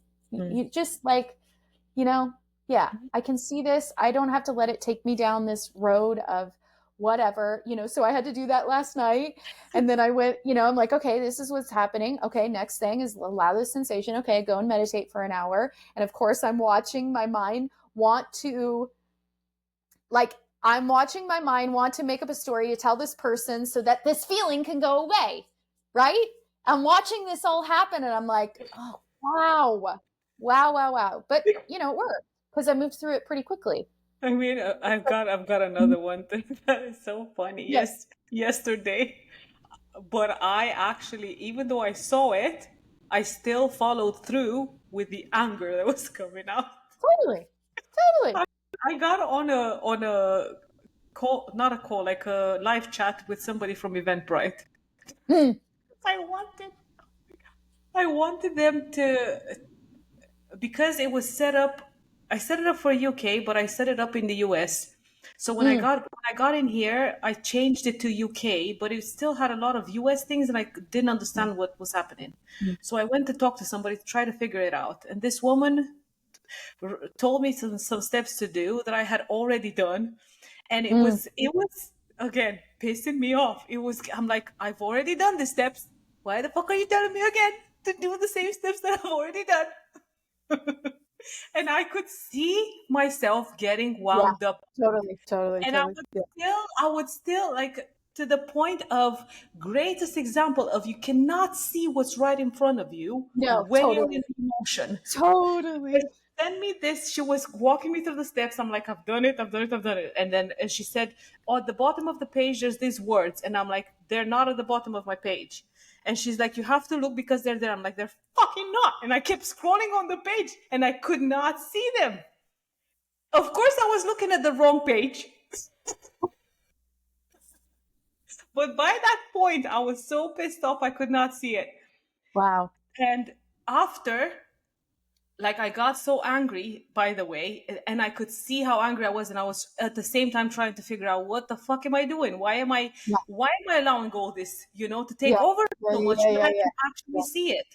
Yeah. And then I ended up hanging up the conversation. Like, we were typing. I just closed the conversation because I was so peed off. I'm like, you're not helping me. I can't get through to you. You can't get through to me. What is the point? So I did it. She emailed, because they have this backing up system. If the conversation gets cut off and it's not completed, they email you. And she sent me the screenshot of what she was trying to explain to me, and I saw it clear as fucking day. At that point, once I allowed all the fuckeries to go through, I was like, am I the biggest dummy going? Like, honestly, I was laughing at myself after that. I'm like, this is fucking ridiculous. And of course, I got on a chat with another person. I was like, I need to sort. There was some other things with bank accounts, because I have a US bank account attached there that bank account doesn't even exist anymore. And I'm like, can you guys just get rid of it? And this other lady, back and forth, completely nice conversation. None of that happening anymore. I just needed that little fucking hit of whatever that was to be able to laugh about it after. It was so fucking hilarious. It is funny. It is funny when you finally get to the other side. You're just like, oh my God. And actually, again, you will distort your reality. You will literally, like you just said, that's what happens. Literally. Oh my God, it's so funny, because the same, like you said, about reading words on a screen, let's say, and Ellie had sent me a screenshot of somebody putting a comment in this group, this community that we're part of. And I read it and I'm like, well, this dude is totally being sarcastic and laughy, jokey about it, but she didn't see it as that. And I'm like, oh my God, look at that. Would you look at that? Funny. Would you look at that? Like, it's so interesting how we quickly put, like you said, meaning to it. We just put whatever meaning to it we want to put on it. Based on our lens. Holy fucking moly. Yeah. What else is going on in your life? That's it. I have 10 more minutes. And I have to go. So we have 10 minutes to cover the rest of whatever it is. I know you've got a few courses, but do you know what? I don't even want to talk about the courses that you've got. I don't care. Yeah. I'm gonna put links in the description, show notes, whatever people call these. Just go search. Yeah. Go search, because honestly, if I can say something as a testimonial to you and Scott, wowzer. Like, anybody doing any courses with you, I mean, it's been life-changing for me. And I think I've told this story so many fucking times, how much that's what started my awakening this time around. And it's still first level, because back in my 20s, it was first level. But now in my 34, I don't know what the fuck age I was when I started, it was still first level, because I had to restart with another lens of the life. So it all started with you guys. So anybody want to work with you, fuck me, go. This is the other part that I love about you too. You are so fucking real. and authentic. There's not any trying to look a certain way, Yeah. there's Yeah. none of that. You guys, Yeah. I mean, I don't remember if I've actually seen Scott eat his toenails live on a call. That's what I knew. Like, just to give everyone a frame of reference, the story he tells all of the time was when we first started having conversations on the phone that would last like 4 hours at a time. We always say that we didn't date. We just were. You know how people go through that dating period and they try to put on their best Yeah, face? yeah, yeah. I think No. that's why we have the relationship we have, is because there was no masks or face to put on when we met each other. Yeah, It was like, this is who we are. And it's like, we already knew we loved each other from the very beginning. So we didn't need to, we didn't need to like impress each other.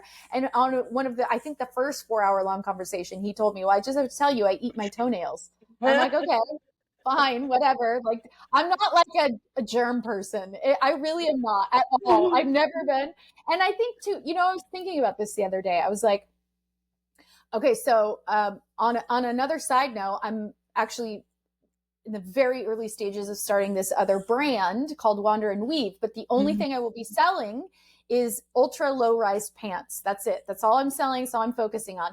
But the whole point of the brand, I'm meeting with a designer on Thursday, is so like when you start researching starting a clothing line, everyone will tell you only go with one, like jeans or lingerie or streetwear. Like, don't try to, and I'm like, okay, so ultra low rise is my thing, but I'm going to make all kinds of pants and skirts ultra low rise, because I don't just wear like spiritual clothing, like I wear athletic clothing or I wear whatever. Like, I think it's just because I've never been a person that can fit in one box, which of course the quadrant theory, right? Of course that came because it's like saying, yeah, because you're not in one box. There is a box that, some things may come more natural to you, and you sort of are guided to specific things, or, some things come easier. But I think I was thinking that the other day, like, even I remember I've told you this a million times, but like even in junior high and high school, or even middle school, when like people would gossip and stuff. And I swear at 12, I'd be like, I don't care. Don't tell me about that. Like, I don't care about that. I just never cared. Now, that's not to say I don't care what people think, because I do care what people think as much as I don't want to. It's a deep pattern of mine, like a very deep, deep, deep pattern of mine that came up in those 10 days of like this need to want to make people like me, or to not upset people or hurt people's feelings. It's a very, very deep pattern. And I think this Wander and Weave brand was because as a young girl, either my friends were telling me how to dress or my sister was. Like, I would go visit my sister and she'd be like, nope, you can't wear all that. You have to wear this. And so I never had a sense of like what I actually liked really until my awakening. Yeah. And that's when I started like wearing things that, like, I don't know, sometimes don't make sense. Like, it's not like the fashionable, but I didn't really care. I was like, I like what I like. And so that's what this whole brand is about, is like, you don't have to follow, and not like a rebel without a cause. Like, I'm just a rebel to be a rebel. Not like that, because I've done that too. Rebel without a cause is no power behind that. The power comes from like it being truly in alignment for you, and I think that's, like the realness thing and the authenticity thing is like, I don't like having surface level conversations. I'm just not interested in like that kind of stuff. I'd rather go deep right away with somebody. And That's what she said. Yes, that is what she said. That is definitely what she said. But I think that's it. And Scott's the same way, which is why I think we have the relationship, is like, I have a really hard time doing small talk. I struggle with like just small talking people, because I'm like, I really don't care about the weather. I don't, and not from like an egoic place. Trust me, I've been humbled to my core. Yeah. I wish sometimes I could like small talk more, but I just think that's why people feel that, like that sense of like, I'm just not interested in smaller things. I want to go deep, which is great for the kind of business I have, because that's all we do. Yeah, and as deep as you guys go, you're as playful as well. And I love Totally. that too. I love that too. You cannot be Totally. too serious. I mean, Oh you God, you get serious when it's time to be serious, but then you can also play the sandpit, as you totally. guys call it, which is the Yes. coolest part. It's like, okay, serious, serious, but it's not that serious after all, you No. know? So yeah, you guys are Yeah. just a great Yeah. combination, I find. Yeah. Oh, Thank you. now, so let's talk about your personal life now. No. We haven't even touched on, I don't know, many other things, but it don't matter. I am so grateful that you sat down with me and chatted I'm today. grateful. Oh, Well, of course, every time we talk, I get like that energetic buzz, yeah, yeah. I know, that and we I both think this is partly why, in a way, I wanted it to be this, because I knew we're gonna get covered with a lot of things, but at least we have a get. time and a date set. I know. I know. And I remember, like, that's partly what I miss as well about us being in person, let's say. Because when we I would know. get together, even though it wasn't too Yeah, often, but I think it was best that it wasn't too often, I know. we I would think that go too. like fucking nuts. I know. I know. I think that So, too. yeah. It's like because we're both natural born quadrant fours, so it's really easy for us to go up in the air. Seriously, Yeah. you know, Yeah. that's what I believe that because yeah, you and me together is like woo up into the ethers, and it's like okay, ground, get down on the ground, and I really, I really understood that with the elements, the four elements of the quadrants was like yeah, like they said you got to balance out that fire with the water Mm-hmm. and like you and Isaiah, 1 and 4, earth and air, and Scott and I, earth and air. And I know that. I know he grounds me. I know that, Mm-hmm. Mm-hmm. that I can blast off into outer space, but I gotta balance I that. don't know much about the grounding, but I know, and I have actually told him right before he left. I think he helps me out of fear somehow. Mm, He mm, reminds me that it's not all doom and gloom, because mm-hmm, I've mm-hmm, noticed, whether it's a natural tendency or whatever the fuck it mm-hmm, is, considering one of my names is Giggles, right? Gigs. There's another side of me that's like mm. pulling towards pessimism, like Panic. there's no tomorrow, and I don't know what the fuck Wow. that is still. So I'm Yeah. gonna figure it out this Yeah. Yeah. lifetime Yeah. or another. I don't Yeah. know. Yeah. Well, one thing I did realize for myself in that 10 days too is the air element, and because that's what you are, their struggle will mostly be fear because Mm, air is like too much fear. mhm, Too mhm. much air, you have too much fear. So I don't know if that Hmm, that is helpful. totally For is. water, it might be more like sadness and grief that they kind of can struggle with more. Mhm. But that's what I was experiencing in those 10 days is just massive amounts of panic and fear moving through my system, those sankaras, and you'll feel it. It's like heat and it's air, it's waves of just, and you're just like, oh my God. And I was like, oh God, that makes sense. If, being natural born quadrant 4, the air element, like panic and fear. It's so funny because I'm gonna just share this and let you go. Yeah. When you mentioned the fear coming up, and recently, most recent one, I don't know exactly what happened that I had this. Oh yeah, with my mom, talking with my mom. I had a really short conversation with her because I called her to see how she's doing, and she said she can't speak too much at the time, but she told me that she was going to call me back because she spoke to Alex, my ex-husband, right? And he told her something that she couldn't sleep for 2 nights. And then she's like, but I can't tell you right now. We'll talk later. Oh my God, the amount of fear that came up to that. What the fuck did he say? Oh my God, why didn't my mom sleep 2 nights? And it was near enough a physical sensation Yes. of Yeah. parts of my body just wanting to Yeah. explode. Yeah. Yeah. It Yes. was like Yeah. it was like, whoop, I want to go. I want to run. I Yes. want to run Run. out of my Like, body. Yes. yes. It's Yes. like Yes. it's like where, Yes. and I could Yes. see it. I could see it. I'm Yes. like, "Oh my Yep. God. I want Yep. to Yep. run. Yep. I don't Yep. know. I don't want to Yep. grasp to anything. I don't want to Me be too. here. I Me just too. want to Yep. fucking go." And Yep. the terror, I don't know if it's the same Mhm. terror because of course we're different people. We experience things Mhm. differently. I think the most amount of it that I've ever felt in my life, because this past year and so has been fear more than terror. Mhm. But terror when ISIS and Geo happened, that that brought terror in me. I don't know how and why, but the whole experience, and I don't know because it wasn't like first initial part was was freeze, like I didn't want to feel anything. And then as the days went by, I just had waves, and it Yes. wasn't Yes. even Yes. like, Yes. I was like, okay, I understand from a mental point that Yes. something is happening with me. Yes. It obviously Yes. looks like this person left me for this person, but Yeah. then my body just had these waves, and it Yes. comes with Yes. heat. Like it literally comes Yes. with heat. Yes. It Yes. literally comes with Yep. heat. And I Yep. remember walking aimlessly like a loony Yep. person and Yep. trying to hold tears back and Yep. whatever. I'm Yep. going to let you go. And Yeah. that's it. That's all. Let me just add that, so to say that you said, I know it's not this person, because that's exactly what I experienced days on end in those 10 days. But obviously there is nothing happening on the outside of, Yeah. there's nothing, Yeah. but that's what's coming up, is that heat and that Mm. terror. And that, Mhm. so yeah. Mhm. Yeah. All right, my lovely sister. I love you so much. Thank you I so love much you for so being here. much. I love Thank this. you. I love this. It's Yeah. probably the most relaxed I've ever felt in my life doing something like this. I love it. To be I honest. love it. And I'm very grateful I love that we it. sat down and chatted. Me too. I'm so happy that you're doing the podcast. Oh my I mean, God, like, me too. it's perfect. It's Me so too. awesome. I love I it. can't wait to see where it goes. Oh, All thank right. you I very love much. you. I I love love you. you. Bye.